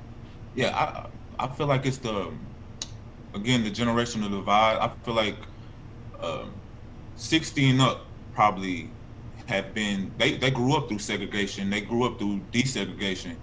My generation, we were all, fluent. I got to hang out with white kids, Mexican kids, everybody. And I feel like that's the divide. That's what's really wrong with the country, because I don't care about if you white or black or anything. Like you said, we're all human. That's how I feel. Yeah. And, I feel like when they were segregated, they never mentally desegregated. They were always, they always just stayed with their race of people and never got to experience the diversity that my generation had. Yeah, and that's what it is, right? Like, that's what prejudice is. That's what racism is, essentially, is it's ignorance. And the ignorance is usually due to lack of exposure. That's what, that's how you're ignorant of anything. If you're ignorant of math and nobody ever taught you math, then, that's how you get to be ignorant of math. So if you have lack of exposure, I think that's a big part of it. We need to actually,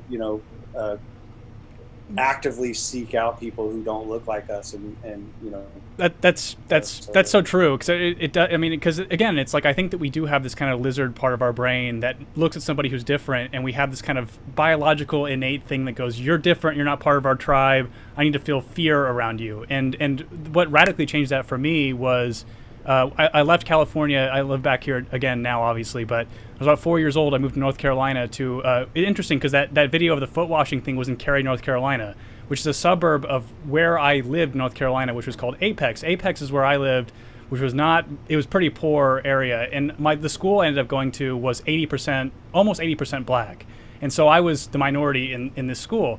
But the teachers who were working there were like, Cary's a pretty affluent white area of North Carolina, and it's a weird area because there's Research Triangle Park there, which is it's like a tech sector, medical sector, and so a lot of East Coast, like Bostonian or New York transplants, moved to that area of North Carolina, and the teachers who would teach at my school, which they called a magnet school, I actually got bussed into it from a long ways away because they're trying to integrate it until it ended up failing, unfortunately. But it was very, very, very largely lower income was the populace of the school, and the most racist people I saw there were the white, affluent, liberal teachers who taught there. The first time I ever heard someone say hard R N-word was a white teacher I had to a black student who was a really good friend of mine. Because my last name's Buckaloo. Darius Bullock was the kid who was alphabetically right next to me.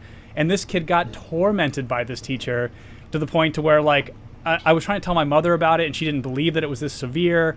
And she actually came and volunteered and watched this teacher's behaviors, but she never got fired because of tenure or any of this kind of shit. And so, but so much it's of cops again. It's cops. It is. I mean, ultimately, it's these people that have this little bit of authority, and they never should have had it in the first place, and they're not exposed to somebody who's different than them in some kind of way, and so they just choose to be ignorant. And once they're an adult, like when you're a kid in it, I saw the difference when I first got there, and after a while, it was just normal. Everybody was black, and I was white, essentially, at this school, but it was just the authority that was there, and so. Like when you were where you grew up, Chris, like did you grow up in Texas?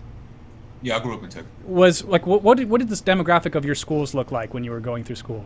I went to a low income, a low performing school in Fort Worth.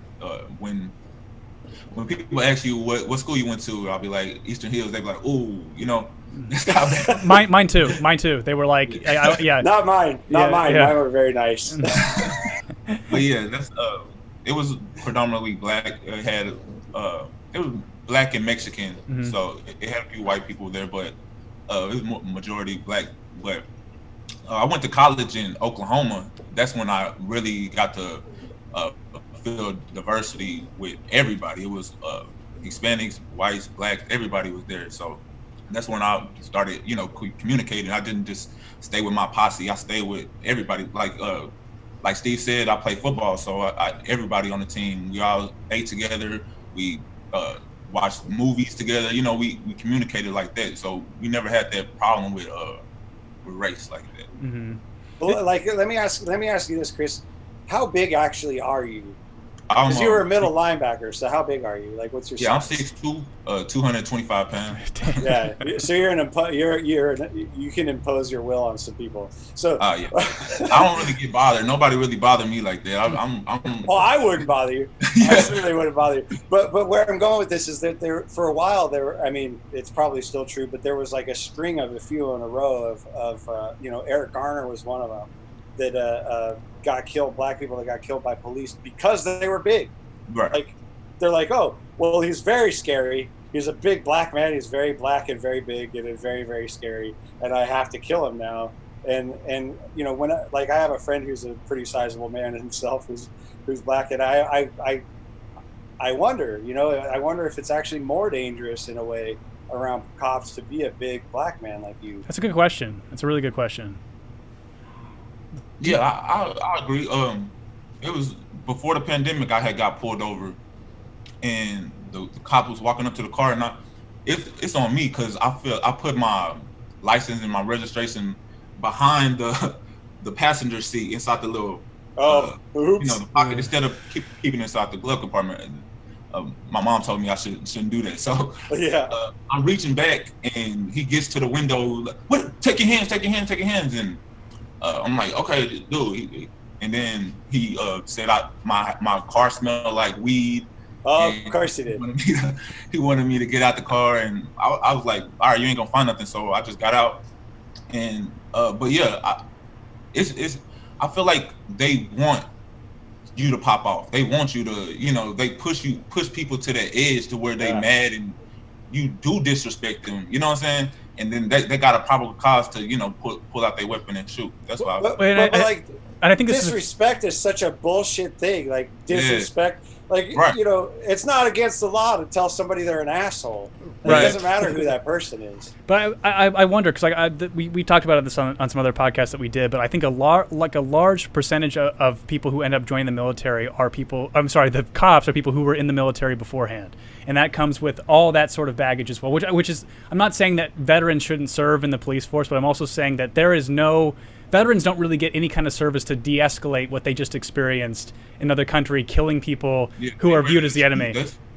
And I think it's one of the biggest problems is that these people, they're now on domestic soil looking at someone like you, Chris, who's 6'2" and over 200 pounds, as the combatant and the enemy who they should be scared of or ultimately kill. And so but there is I think a lot of the problem of these cops is that they are ex-military people who just never got sort of de-radicalized out of that anything that moves shoot it sort of mentality. I'm not sure that's correct because the fact is, and this is a fact, the rules of engagement in the Middle East or in a war when they're actually at war, cops are far more aggressive. Like you can't just shoot somebody who has a gun in a war. Like, you know, especially those types of wars, because it's guerrilla warfare, you know, a lot of the time. So you're walking around Afghanistan and there's you know, everybody's got an AK on them, right? You don't know who's the actual bad guy and who isn't. So you can't just go shooting people. Mm-hmm. But in America, the cops could just shoot you for not showing your hands. Like, they don't even know if you have a gun. Mm-hmm. You could just not show your hands and they can kill you and get away with it. Whereas if you did that, if you shot somebody who was peaceful but had a rifle in Afghanistan, you get court-martialed. Well, we would like to think they would, but I don't think they do. Well, so many of them do, you know. But we like to think that they adhere to the rules of engagement, but I really do not think that they do. I think that it's. I think a lot of them do. But, to loop this back into veterans joining the police force. I mean, it's so obvious that the VA is just massively and effectively broken. It doesn't serve any of our veterans in the way that it should. That's why we have so many homeless veterans, and the ones who are not homeless seek out jobs that are similar to what they experienced in wars. Overseas. Well, you got trained with a skill, and now you got to use that skill to get a job. It's not, you know, that's how it works. Yeah, I understand that, but the thing is, like, when you come back from war, we should not expect people to capitalize on the skills that they learned at war. First of all, for wars that we shouldn't even be in, but we shouldn't expect them to capitalize on those skills, and we should use the VA to better train them to do other kinds of jobs that they may have interest in. For the most part, people who join the military, in my experience that I've known, only join the military because there are scouts, there are hawks at high schools who come when you're 16, 17 years old, about to fail out of high school, and they snatch you right up and put you in the military because they tell you that you have nowhere else to go, that you have no. Well, it's poor people. Skill. They go after poor people, and then there's the rich, affluent, usually white kids. And they join as officers for the prestige of it because they want to be able to do this. And they want to hold big guns and they want to look cool. And I'm looking at you, Buttigieg. Well, he's a CIA asset. He's not. He went over there for the photo op to hold the rifle, but I don't think he actually did shit. I think he didn't. They call him like an analyst or something, or some kind of bullshit on that one. Yeah, can you imagine the platitudes he would have been spinning at the people at his platoon? We need to go out there and show them what America really stands for. Is, you know, have you guys? Like, shut up, Pete. He's so see through him like easy. I don't understand how people feel for that at all. I don't. Well, because there's something about boomers who read this empty platitude stuff and they fall for it, Chris. It's incredible. Like you've read Pete Buttigieg's tweets, right, Chris? Yeah. They're insane. They say a lot without saying anything. They're just the most empty. I read them and feel like I'm having a stroke. I'm just like, what the fuck is he even talking about? I don't understand it at all. And but it's largely kind of how, like, it's how the Democratic Party talks to us now. It's like what I think about, like, and like the thing is like I talk to my family about this, who are a pretty Democrat bunch of people, and they think I'm like turning conservative, and it's like, no, I know what the conservatives want. I know what they believe. It's obvious. They lay it all out there. But the Democrats use this news speak to kind of get around. Shade and fruit. It's incredible, and they, without kind of saying anything. And I feel like Obama is one of the biggest purveyors of that right now, where it's like he disappeared. So he didn't really accomplish much in that 8 years. He disappears, gets a $50 million Netflix deal on top of everything else. So he's a very rich man now. Very, very rich man. He had student debt. He had student debt when he became president. Right, and now he's worth $50 million. Yeah. And so, like, that, I guess that's the question I want to ask both you, Chris and Steve, is just like, and it's kind of what I was asking you, Steve, on the last time we did the interview with you, is how do we break through this when they have this much money? I think that it, like, just to really quickly, I think that we've accomplished this by a little bit of violence. That's worked. But like, what do we do now? That's kind of the question I have. If you don't mind, Chris, I'm going to start with you, if that's okay, and then I'll go to you, Steve. If that's all right. I'm fine with it. Yeah. I didn't hear what you said. Oh, I'm so sorry. So now we have all these empty platitudes, and we would like to get somebody like Steve elected, like an independent who isn't a Democrat or a conservative in the traditional sense, because they're not working for us anymore. So when they have so much money like they do, and they're so in the back pocket of corporate media and corporations, we use a little bit of violence in these protests that I think got their attention. but it doesn't seem to really be enough. So what's kind of the next step in getting, I don't know, getting them out, I guess, getting these kind of people who all think the same out of politics when they have this much money behind them, you know? I think you should start with the politician on that question. Yeah, that's a good point. Fair point. Okay, So I believe that, and this is true of everything, like it's in life in general. Skepticism is good. It's a good thing to be a skeptical person, to want to see evidence before you believe a thing. I think that's a good thing.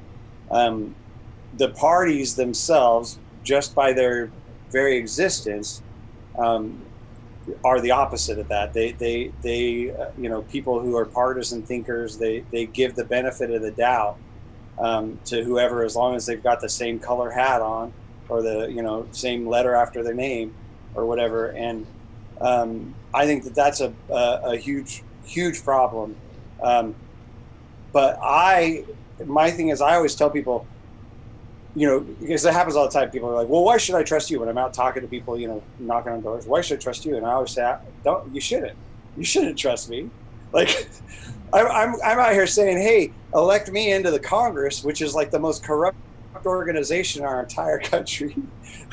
And I'm like, hey, but trust me. No, I don't say trust me. I don't do that. I just say, don't trust me.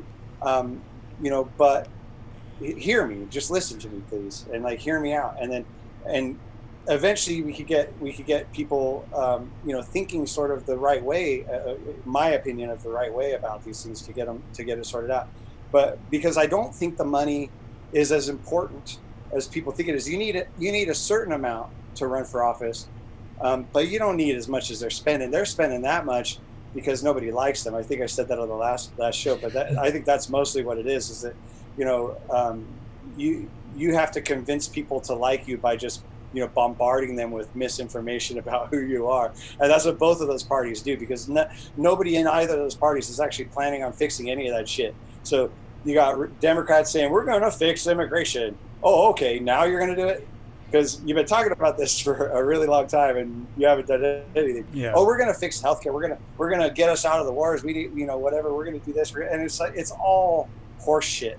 It's complete horse shit. Yeah. And I think that some of the power as a politician is to be able to tell people with absolute, a straight face, look them right in the eye and just say, both of those parties don't give a shit about you. They don't care about you. They don't care about you. They don't care about your kids. They don't care about anything except getting back into office at the end of this term and the next term and the next term, and making sure that all the money that rolls in from big corporations and stuff goes to the party and their stupid near-attendants and all these other assholes. Yeah. Right? Like that's really all they're doing. They anything that they actually fixed, if they were even capable of such a thing, makes it harder for them to run for office in the future, because now they can't run on that thing. That's really the bottom line. It's a giant shell game. It's Wizard of Oz, type of thing, where you don't know. People who just buy into these platitudes, and the people who listen to Rachel Maddow have just as much likelihood of getting that shit done as the people who listen to Tucker Carlson do. They're not doing none of that stuff. They're not doing it, and that's part of why some people hate Trump, is he's actually doing some of it. Like, it's all awful shit. It's mostly awful shit, but he's doing the stuff that he said he was going to do. Stuff that I didn't want him to do, but he's actually, like, he said he was going to build a wall, and God damn it if he's not doing it. Yeah. That. So that to me is what it's about. It's about engaging the public and making sure that they know what's going on, and sort of educating. It's the same with racism, really. It's the same thing. You got to educate people. Mm-hmm. Now to Chris. Yeah, I agree with everything you say. I think we need someone who's anti-establishment, that doesn't care about either party. To break this, everybody talk about the partisan divide right now. It's too much partisanship. So why we keep voting for the same people who's been in elected office these years? Yep. Same people over and over. Joe Biden was a part of the Bill Clinton administration, and part of the Obama administration. We tried to elect Hillary Clinton. Like, the same power structure is keep getting voted in, and we need something different. That's why I was so hard on. That's why I was with Bernie, because he was against both parties. But at the end of the day, he's still going back to the establishment and disappointing everybody. I'm like, man. So I don't know who to trust now. I mean, so nobody. So Chris, why do you think he did that? That's what all of us can't figure out. Is why would Bernie do that? That's a big mystery to us. So I don't know either. But, and right when he dropped out, everything happened at the same time where he could have really campaigned and really dug in on the military, I mean the healthcare crisis, all of that. Everything was lined up for him to really break their ass. And he I love that phrase. He just bowed out. I'm like, wow, man. I wasted money. I wasted time going to rallies and shit, and it was just sad to watch. And now he's still kissing Joe Biden's ass, and that's really what's hurting me right now. That kills me too. Everything he's against, everything he was against during the debates and the 11 debates. All of that just went out the window, and it was over. And he's now for it, but based on the precept, and this is the things that he tweets now are on the premise that Trump is the cause of all the evil that's happening in the world, and it's bullshit. Trump is the symptom. Yeah. Trump is a symptom of a very, very sick country. He's a really bad symptom. For sure. I can he's a real piece of shit, but but he's not even as bad. Like I put this on my Twitter, and nobody was able to really refute it. He is better, Donald Trump, even now with his maddening horse shit about the protests and like saying that 75-year-old man who got knocked on his head, dude, pushing conspiracies. Like I want to, oh my God, that's really angering to me. But even now, George W. Bush was worse than Donald Trump.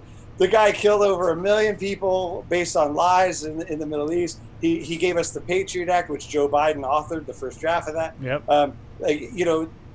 It's really, really, really bad. And Joe Biden's given him the Medal of Freedom. And George Bush made a super PAC for Biden. No shit. Yes. Mm-hmm. And he's going to endorse Biden here shortly. I know it's coming. I guarantee you it's coming. What does that tell you? You know what it tells me. We're switching again. We're gonna switch. Yeah. Because everybody's gonna become Elizabeth Warren right now. Yeah. But like when the Republican Party when it really started up, when it became powerful was when Abe Lincoln came in, right? Abe Lincoln, and like if you look at the party breakdown of Congress before and after Abe Lincoln got elected, it was Democrats and Whigs, and then Lincoln got elected and it was Democrats and Republicans. Like there was like 2 Whigs left after the first election. Mm-hmm. Like they murdered the Whigs and it's a similar story that the Whigs were basically too close to the Democrats at that time. So they just brought in a new party and they overthrew them. So the Republican Party at that time was the progressive party. It was the left party. They were the ones saying, hey, we need to stop with the slavery stuff and all these other things. Like that was a progressive point of view. The conservatives wanted to keep owning people like livestock. That's what they wanted to do. So they came in and all that stuff, and then over the course of time, very slowly, it all switched. And I mean, dude, Dwight Eisenhower is in many ways, in a lot of ways, left of Bernie Sanders, and he was a president as a Republican in the 1950s. Well, in the 1950s, there were still the Dixiecrats. There were still hardcore racist Democrats. Democrats. That was into the 80s. That was they kept rolling. Yeah, for a long time.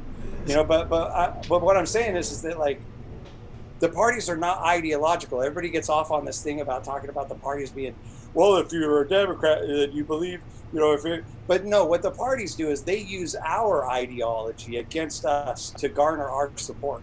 That's what they do. They don't have an ideology. They don't give a shit about they care about themselves. So the parties themselves have already switched back and forth, left and right a couple of times. And, maybe we're about to switch again. Maybe Ted Cruz is going to be a Democrat in 5 years or something. I don't see it switching. I feel like the Republicans are moving further to the right and the Democrats are following them right along. You know. Yeah, You they feel are. like it's really switching. Yeah, they are. But I think that like, for example, Justin Amash, who was considered to be he's going to run against Trump. Right? Yeah. He was, but he whatever. failed. Yeah.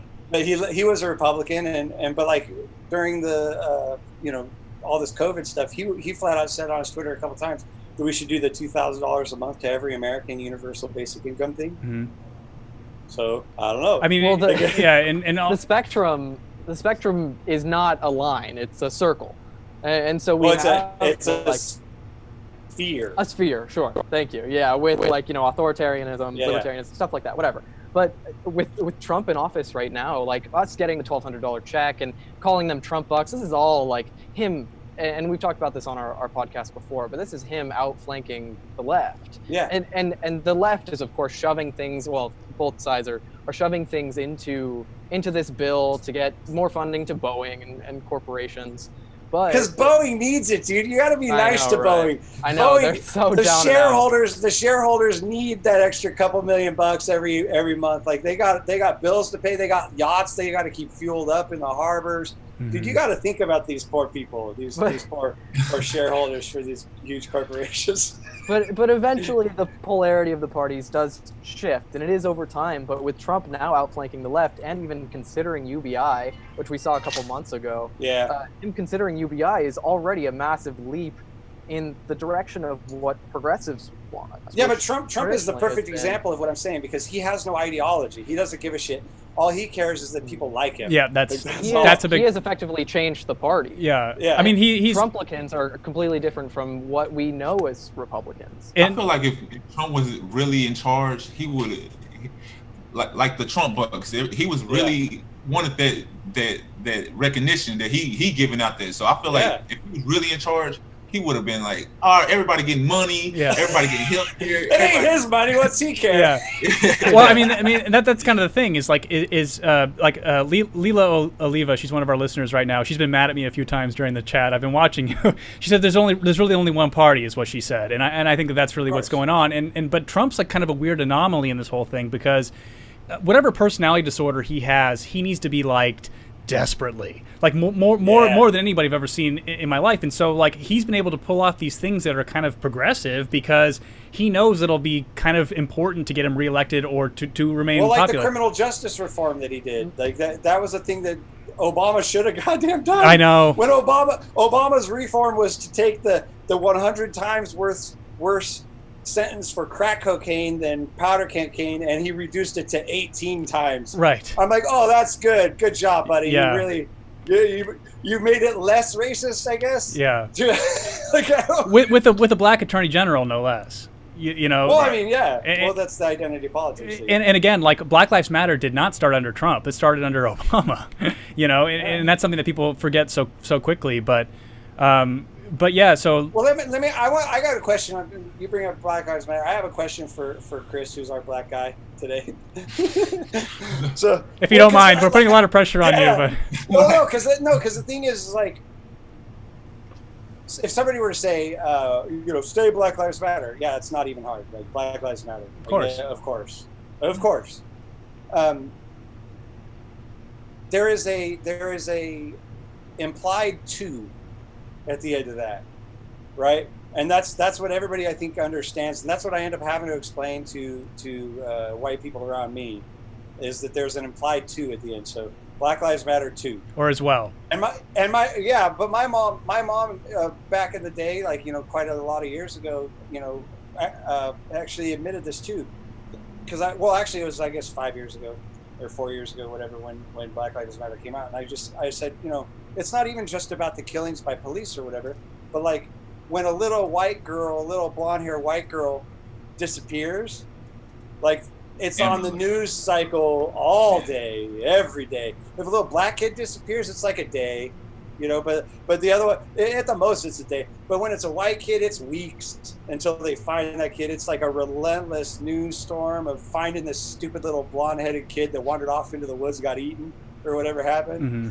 But if it's a black kid, they're just like, I mean, that's really sad. He or she looks cute, and we're moving on. We're moving on. Yeah. We got to talk about something else. And it's just like that, So Black Lives Matter, 100%. I get it. I understand it. My issue is when they talk about people killed by police, black people are definitely killed more as proportion to their population than white people are, but they're not killed the most. Right. Native Americans are. Yeah. They have the highest percentage, right? But nobody ever talks about the Native Americans because, frankly, I think there aren't very many Native American athletes or performers or even politicians to be able to lean on so that they can push this sort of, this thing, right? So we get a lot of the Black Lives Matter, which I have no problem. Like, again, I don't even care. Like, I get it. I don't have a problem with it. But the most people killed by police of any single group is still white men. It's still me. We're also the most of the country. So, you're less likely by percentage of, whatever. I think black people are 2.5 times more likely or something to be killed by police. But, I tell these stories, on Twitter or whatever, but like, I've never felt safe around cops either. I don't feel safe. Like, I know that you probably feel worse, Chris. And I'm not gonna try and compare who's more scared of the cops, because it's probably you for a lot of reasons. But I don't feel safe, and I get really upset. It honestly upsets me when I say something and people just dismiss it because I'm white and it's somehow I'm not a threat, and and like cops are just nice to white guys, I guess. Even though we're the most people that they kill are white guys. Can you talk a little bit about that? Like how do we bridge that gap to where non-black people can talk about their own abuses, white people can talk about their own abuse by the police or their own fear of the police or anything like that, instead of getting our quote unquote privilege shoved in our faces all the time? That's a hard one. That's a good question. I feel what you're saying though. It's like we don't want to listen to other people's point of views, Yeah. And damn, you really got me on that. Well, no, I just because it's not I don't feel like it should be considered a competition. That's the thing. Is like if police kill black people at the same rate that they kill white people, they're still killing way too many black people and white people, way too many Hispanic people.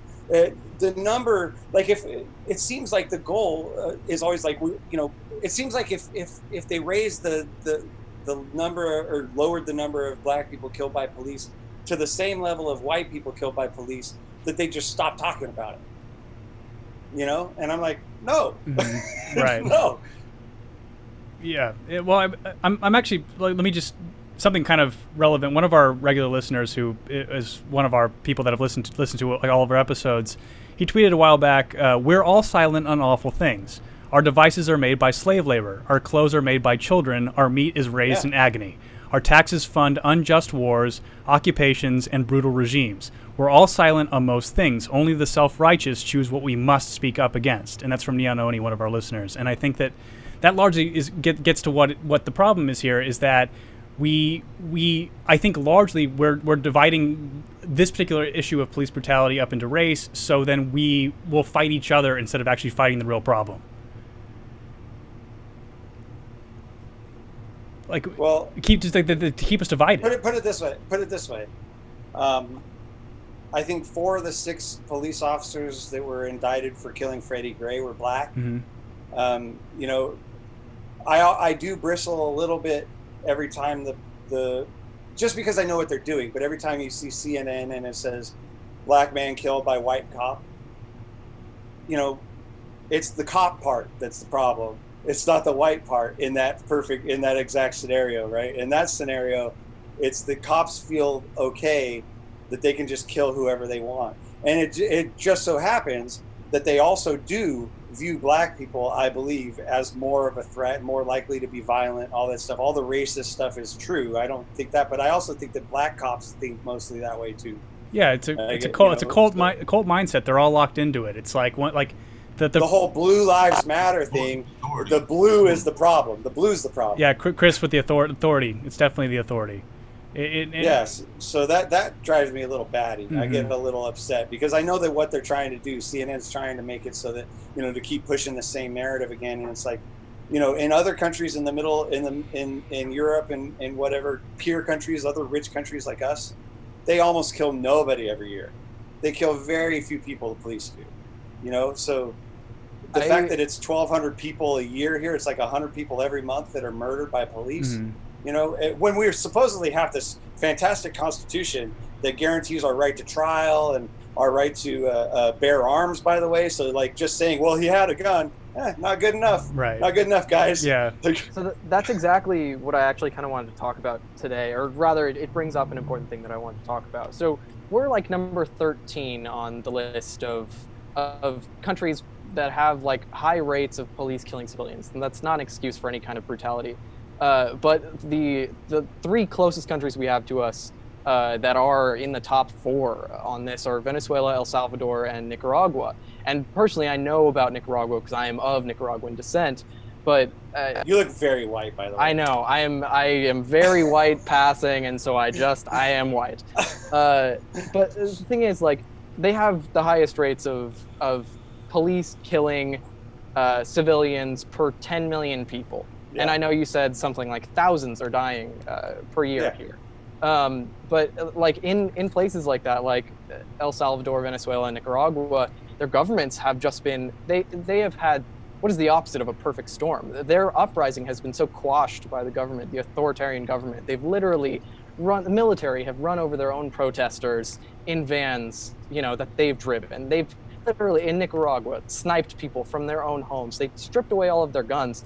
But here we have, and we've said this before, like here we have, to use the same term, a perfect storm of things that have happened. This police brutality, finally, like the simmer has reached a boil. We have this perfect storm, and yet no change is being instilled. And yet in other countries where they do try to fight back, they literally are killed openly. And I'm not going to mention the coups that we've been trying to stage in countries like this, and in the 60s in Nicaragua with the giant earthquake, stuff like that. It's just almost all those countries. Those are all Latin American countries. They are. All those countries. The police become more violent, and this is a cycle. You ban a thing. In this case, it's the war on drugs that causes most of that violence in Latin America. You ban a thing. That thing then becomes more valuable because the market for it still exists, and it will always exist, and markets are going to get served, so the thing becomes more valuable as the black market forms. As the black market forms, then you end up with more violence that comes along with it because people have to protect their product and whatever. That's street gangs in the United States too. And then as those become more violent, then the police become more violent to quash that, and then that's the circle. Is you end up in this loop of increasing violence. It's like an arms race between the police and the gangs and whatever else that are selling the drugs. And that's ultimately like, I get shit on Twitter a lot because I claim to be a libertarian, but I call myself a left-leaning or left-wing libertarian. But that is ultimately a thing that right-wing libertarians usually understand too. And that's that cycle. They're really bad at economics, but they get most of the other stuff right. And so when I say I'm a libertarian, people scoff, but that's a legit thing. And Democrats don't talk about that. Democrats aren't trying to end the war on drugs so that you actually allow people that live in Nicaragua to not be at such fear of being killed by either the cartels or the cops. So they're caught in the crossfire, these wars that are going on internally in these countries. And then they show up at our southern border, and most of the people that look like me are like, oh, these goddamn Mexicans, when most of them usually aren't even Mexican. These goddamn Mexicans are trying to come into our country and take all our health care and all our jobs. And like they're going to take all our welfare and jobs at the same time somehow. And, and all this stuff. And it's like, no, we could fix that problem. Like, number one, to be clear, I don't even consider that a problem. I like Sean Castro. I'm glad you're able to come here. I wish more people like you could come. That's not the issue.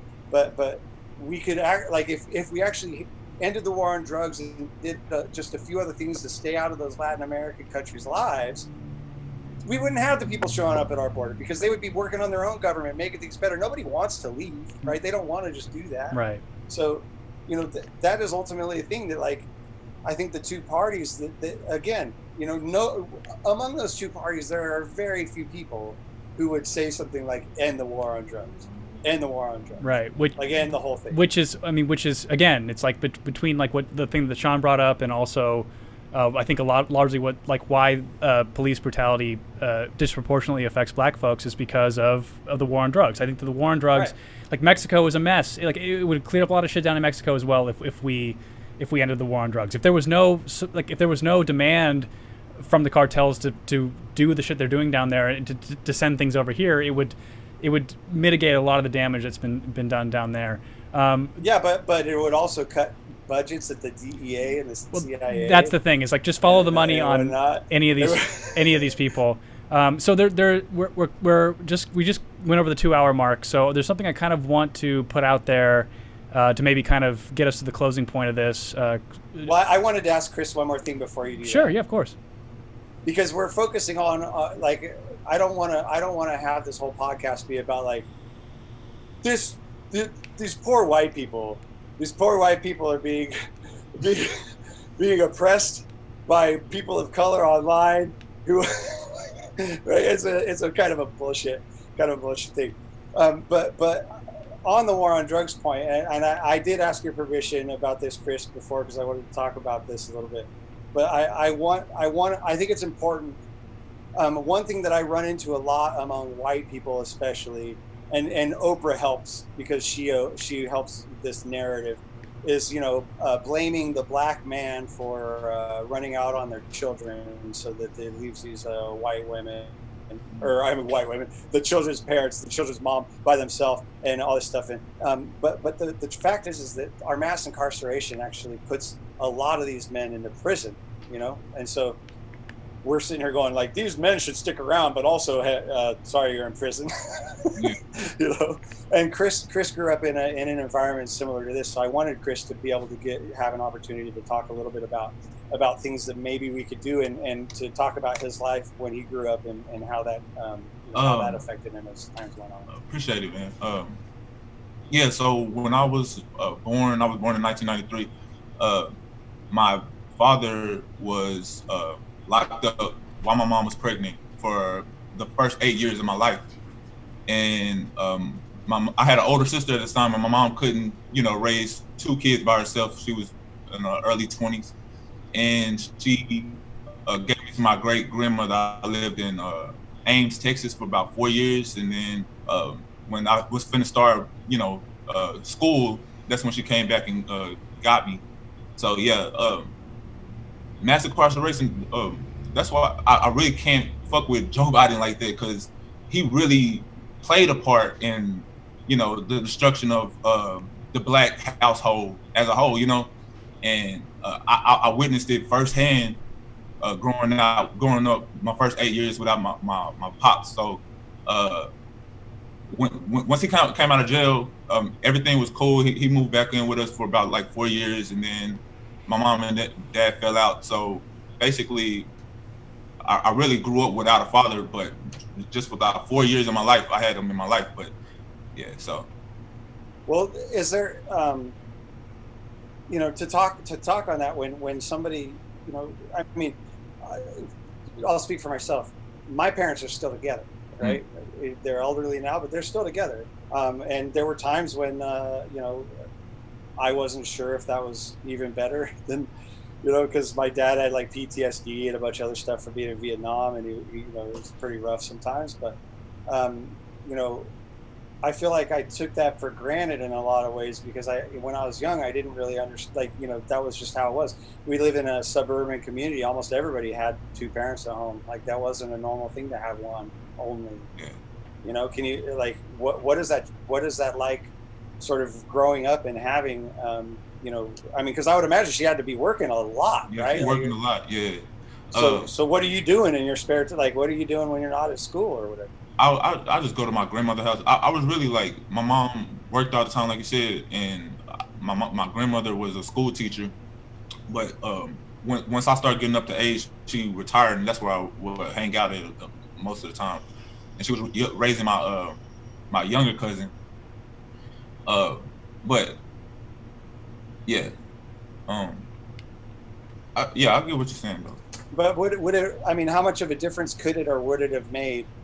You know, if you could speculate in your life to have, two parents, you know, more or less. Just imagine growing up, you know, and the way they paint the American dream is like the 2-family household, the white picket fence, the beautiful house, and I seen that and I wanted that, and I you know, but I never had it as a kid, and when I grew up I was like, I still want that. I really wanted that, but now being of age and I understand how the government really works, and I understand that was just a facade, and the American dream is not, you know, as real as they portray it to be.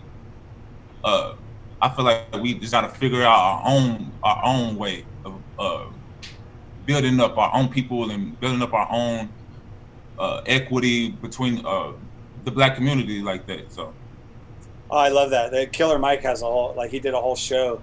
Killer Mike did on that sort of thing, and in his song Reagan, he talks a lot about that. Where he's talking about like you know, how can we feed our people when we, you know, nobody owns the acres. So it was like this whole thing about like how can you feed your people when your people need to eat and stuff like that. And it's just a different experience, and I think that's also important. Like, on one hand, it is a bullshit thing that us white folks get kind of shit on just for being white, but it's also what you guys have been going through for a long time. Right. So I just, you know, I didn't want to sound like I'm being a little bitch about it or anything, you know.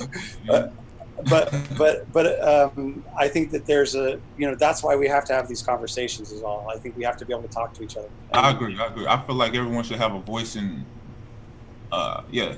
Well, I think everybody should have a voice. What's going on right now? I don't feel like one race should be fighting white supremacy. I feel like all of us got a little white supremacist in us because, you know, we all grew up under this capitalistic system, and I feel like everybody got to work together as a whole to make it more equality for all races, genders, sexes. When you were, I've heard other friends say this, but are you racist against Black people a little bit? Like, do you have a little white supremacist in you? Yeah, I have my stereotypes. Like, you know, if I see somebody, everybody does. It's not just for one group of people. Everybody have a stereotype that they agree with. That, you know. Yeah. I mean, it's that shit we all have to fight. It's that primate, like that Neanderthal part of our brain. We all have to fight that shit all the time. Years of propaganda of, you know, how Black people and, you know, white people, everybody has been painting one group of people, the overgeneralization, you know, generalization. You know what I'm saying? Yeah, I got you. Yeah, absolutely, yeah. Well, and that's the same. Like, I've got gay friends that tell me the same thing about. Like, I have a gay friend who's very much like Jordan, who's very you wouldn't necessarily guess that he's gay until he's around like a good-looking guy, and then all of a sudden you're like, "What are you doing, man?" Wait a minute. Why are you staring at him like that? That's freaking weird. You're gonna make me blush, Steve. but like, I do know a guy like that, and he's actually very, like, he gets really upset when there's a very effeminate, like, gay.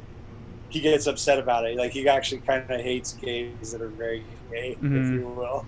Like, he kind of, like, if it's very effeminate, he's like, oh, come on, like, why do you have to do this? Because he feels like he's being portrayed this way, and he thinks that way to be portrayed is this negative thing, which I don't buy into, but that's, I mean, I think I think that there is, like, I'm not, like, there's really no right or wrong way of thinking about that. I mean, I think just to, like, for the Black community, it's why Chris Rock has that whole bit about it, right? Which is like the Chris Rock bit, if I try to recite it, I'll get into deep shit, but it's one of, like, there are Black people and there are N-words, you know what I mean? Like, that whole Chris Rock bit. You can't. But you know what you know the bit, right? Like, the bit that he talked about, and it's like very similar to how I feel about gay people too. Of, like, I watch Modern Family and I watch these two very effeminate, queenie guys, and I'm like, this is a little embarrassing and kind of insulting because these guys aren't really what I view to be, like, this experience that I've always just wanted to be treated as an equal, where I can either be this or I can be those guys, which is true. This all exists in every community. You either have like, I mean, I could be those guys. I have an uncle that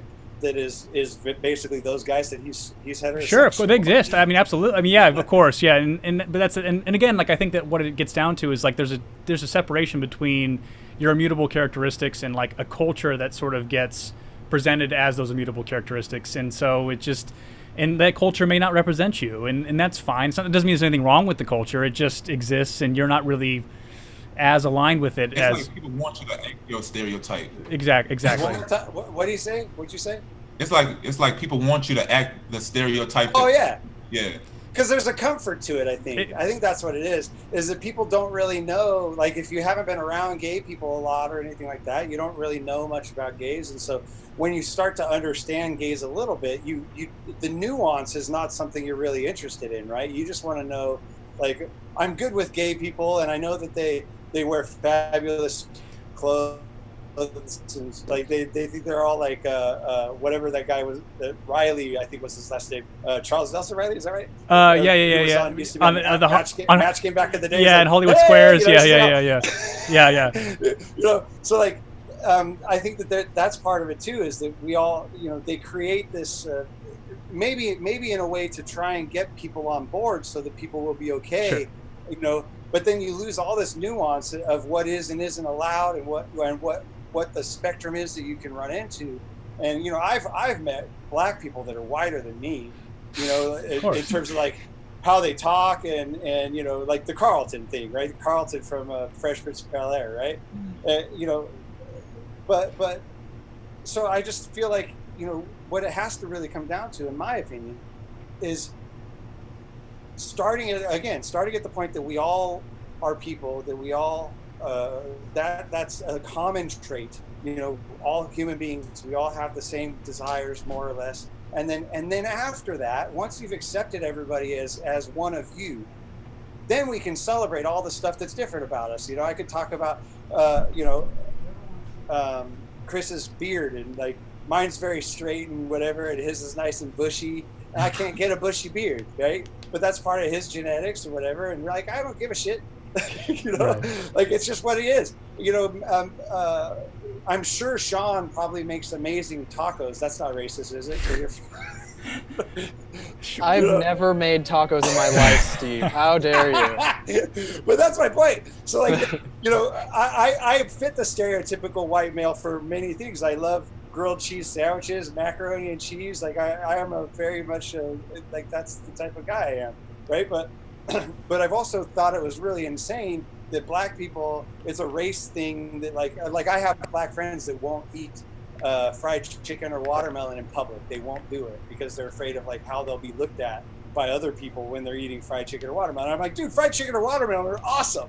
Like who doesn't like that food? How did we end up with a race of people or a color of people that like are identified with a really great couple of foods that are really fantastic that everybody loves? I mean, I blame Disney for that one. Disney with their fucking Song of the South bullshit, where they that's did. True. But I want to ask you, Chris, because we like the Carlton type black guy, the kind of white acting black guy, gets shit on really fucking hard by the black community, and we proved that like kind of the problem with this is like the Terry Crews. You and I talked about this on the phone. Terry Crews' tweet, which was completely reasonable. He's being called a coon now. Yeah. And is that a thing you can say? I think I'm allowed to say that. Yeah. But it's what it's what they were calling him. Yeah. I mean, like, I'm not calling him that. I'm just saying that's what he's being called. I know. But I mean, I think they. I'm not using it. There's two groups of people. I'll take the risk. There are two groups of people that I refuse to use racial slurs, even in quoting. I just can't do it. And it's black people and American Indians, because I believe those two groups of people are the, like, America rolled on them. Like they didn't have any part of this. Anybody else who came here, from anywhere else or whatever, I'm kind of like, like I can joke around and talk about, but I'm not going to do it to those people because I think they're in a little bit of a different circumstance. Yeah, I think that, like, I mean, the reason why I chose to use the term and why it's important is because, like, I'm curious if Chris, it struck you as odd because to me, it felt like he wasn't allowed to have diversity of thought because he's black, and that was really troubling to me. Did you feel similarly? Yeah, I feel that too. I feel like you can't say anything anymore. You can't say anything that doesn't fit the everybody's narrative. Everybody wants the same talking points, you know. And all he said was, we want equality. That's what the goal of all of this is. We, like he said, Black Lives Matter too. Yeah. Right. Yeah. Because we don't want to be over anybody. We want to be equal to.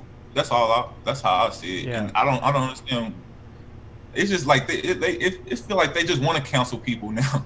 Well, but there's also this other weird thing that all right, so this is going to be but why is it that there are so many, it seems like, and I could be wrong, so you know, but it seems like there are quite a few black people who end up making a living as conservatives. It's almost like they become a token black person, because if they say some racist shit about Black Lives Matter people, like a black person says it, then all the white people are like spreading that around. So it's like, and it makes these black people into stars that are like on the conservative side of things. And it's like, I feel like sometimes that's a manipulation too, that these people have decided that they're just going to try and get an audience wherever they can get it, and so that, you know, they'll shit on their own people. Like Terrence Williams and Candace Owens. That's exactly Candace Owens. Yeah. Yeah, I feel like with her, I feel like she really just I feel like she makes people feel comfortable with their racism, the way she tweets. That's how I feel about her. Like she weird to me. Well, yeah, but that's I think that's the whole deal. That's what she's doing. Like up until about 2.5 years ago, she was a left winger who was doxing people on the right. So like she's I don't think that she's a legitimate actor. I think that she picked the lane that would make her a lot of money, and she ran with it. And I've gotten in the most trouble on this podcast for criticizing her because her fans are loyal and they are intense, but I just don't trust her at all. I think that she's like, the fact that she's like neck and neck with that closet homosexual Charlie Kirk. There's something going on there with that turning point. Do you think Charlie's actually gay? I do. Oh, absolutely. Yeah, I do. Yes. You guys would know. You guys would know. I wouldn't know. Yeah. You guys got the gaydar. You guys got that. I don't got that. But we're closing in on 2.5 hours almost, and I'm about to piss my pants. Right, I have to go to so bad. So I want to ask. I do too, by the way. I have a lot of fear that Derek Chauvin is going to be he's going to be acquitted. I have a lot of fear about that. Of course he is. Absolutely he is. So then that's the question I want to ask all you guys. Like, what do you think is going to happen with him? All right, don't start with me because I'm gonna go for like 5 minutes on this. Okay. I mean, Chris. I mean, do you think that he could possibly be acquitted? I don't think it's possible, because I feel like we raised so much hell when it first happened. They don't want to see that again. I feel like they're gonna give him about 8-10 years. I don't feel like it's gonna be a big number. It's gonna be something where everybody just don't trip, just to appease the people. That's how I feel like where it's gonna be. It's like, what's the sentence got to be for you guys not to burn down Target again? Exactly. Exactly, dude. Totally. Yeah.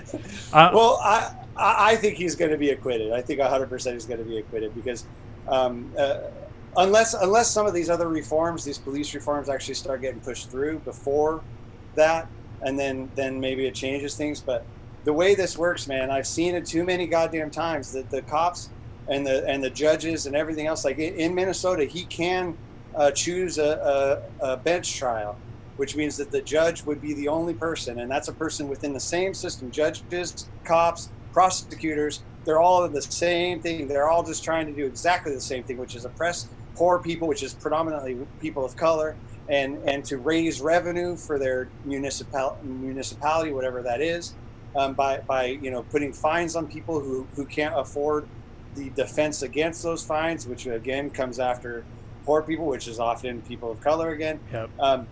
And so what we're going to end up with is we're going to have, they did raise the thing from 3rd-degree murder, which didn't even apply, and that was the first tactic to get cops off for murder, is they give them the wrong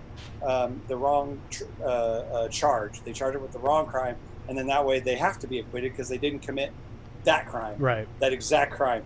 but now they've upped it to second-degree murder, you know, and all that stuff. But now it's going to be the bench trial thing. Now it's going to be a bunch of stuff about how Floyd had all these underlying health issues and everything else. And for fuck's sake, yeah. If Floyd didn't have COVID, then Chauvin could have kneeled on his throat for 8.5 minutes. Which is so fucking stupid. I cannot believe they're trying to do that.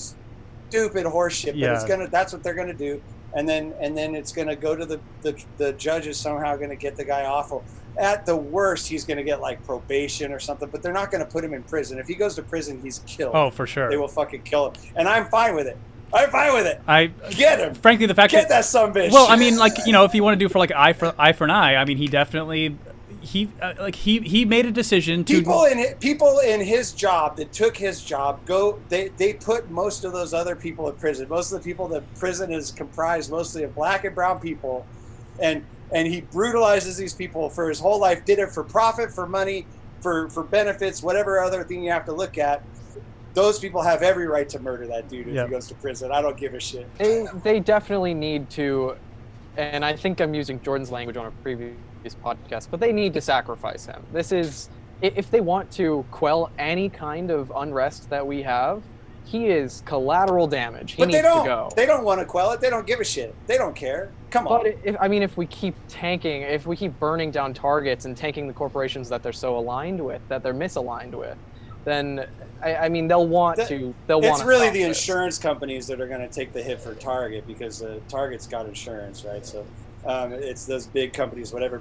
But you know, the right, they spend all their time painting these protesters and rioters as these out of hand, you know, wild people that just can't be controlled. This Antifa, this scary Antifa, right. or whatever, and that works just as well for them as allowing those people to burn shit down. That's why you have cops starting a lot of those, you know, breaking the windows in front of the AutoZone and popping people's tires and all this sort of shit. Like, they don't care. They would let you burn it down again. They would let us all burn it down again, because as far as they're concerned, it fits the narrative that they want to push anyway. They don't care. For sure. And truly, in the end, it just results in a more authoritarian government. Which is exactly what they want. We're putting so much more power back into them, and I don't understand where we can go from here. Yeah. Arm yourselves. Yeah, well, yeah, exactly. That's a good one to message, or to end it on, rather. Chris, Steve, thank you guys so much for doing this. It means a lot. Thank you. And Chris, actually, both of you, I hope I can have you back on again soon. And Chris, I'm never coming back on Yeah, again. it was too. I feel attacked. It was too combative. I feel attacked. You guys have made me feel really bad about my whiteness and my straightness, and I'm really upset now. And I'm gonna go curl up on my bed and hug my pillow and cry into it, because you sons of bitches. That was the intention of what's going on. We wanted to make you feel so bad about yourself. And Chris, hey, start a YouTube channel, buddy. Chris, start a YouTube channel, and I want to help you do it. I think your voice is really important. I appreciate it. Yeah. I'm definitely gonna do it, man. Good, man. Like this was super fun, guys. So I'm gonna go ahead and end the meeting here, and thank you so much for doing this. I really appreciate it. All right, y'all. Adios. See ya. All right, everybody. Thank you for tuning in. I know some of you didn't agree with how I speak about things. That's totally fine. I wasn't really looking for people to agree necessarily, and I actually want people that are disagreeing with me, but they're kind about it and polite. And I think Leela, you disagree with a lot of what I said, and I love having you here. So even though you disagree, it doesn't really matter to me. So. Because I want to hear what you have to say and how it's different than how I view the world or how I think. And so if you guys want to subscribe, please do. If you want to share this with anybody else, please do it. And we're here every Wednesday at 7 p.m. and we also do another one on Friday at 7 p.m. So thank you guys so much. I really appreciate it. Have a good one.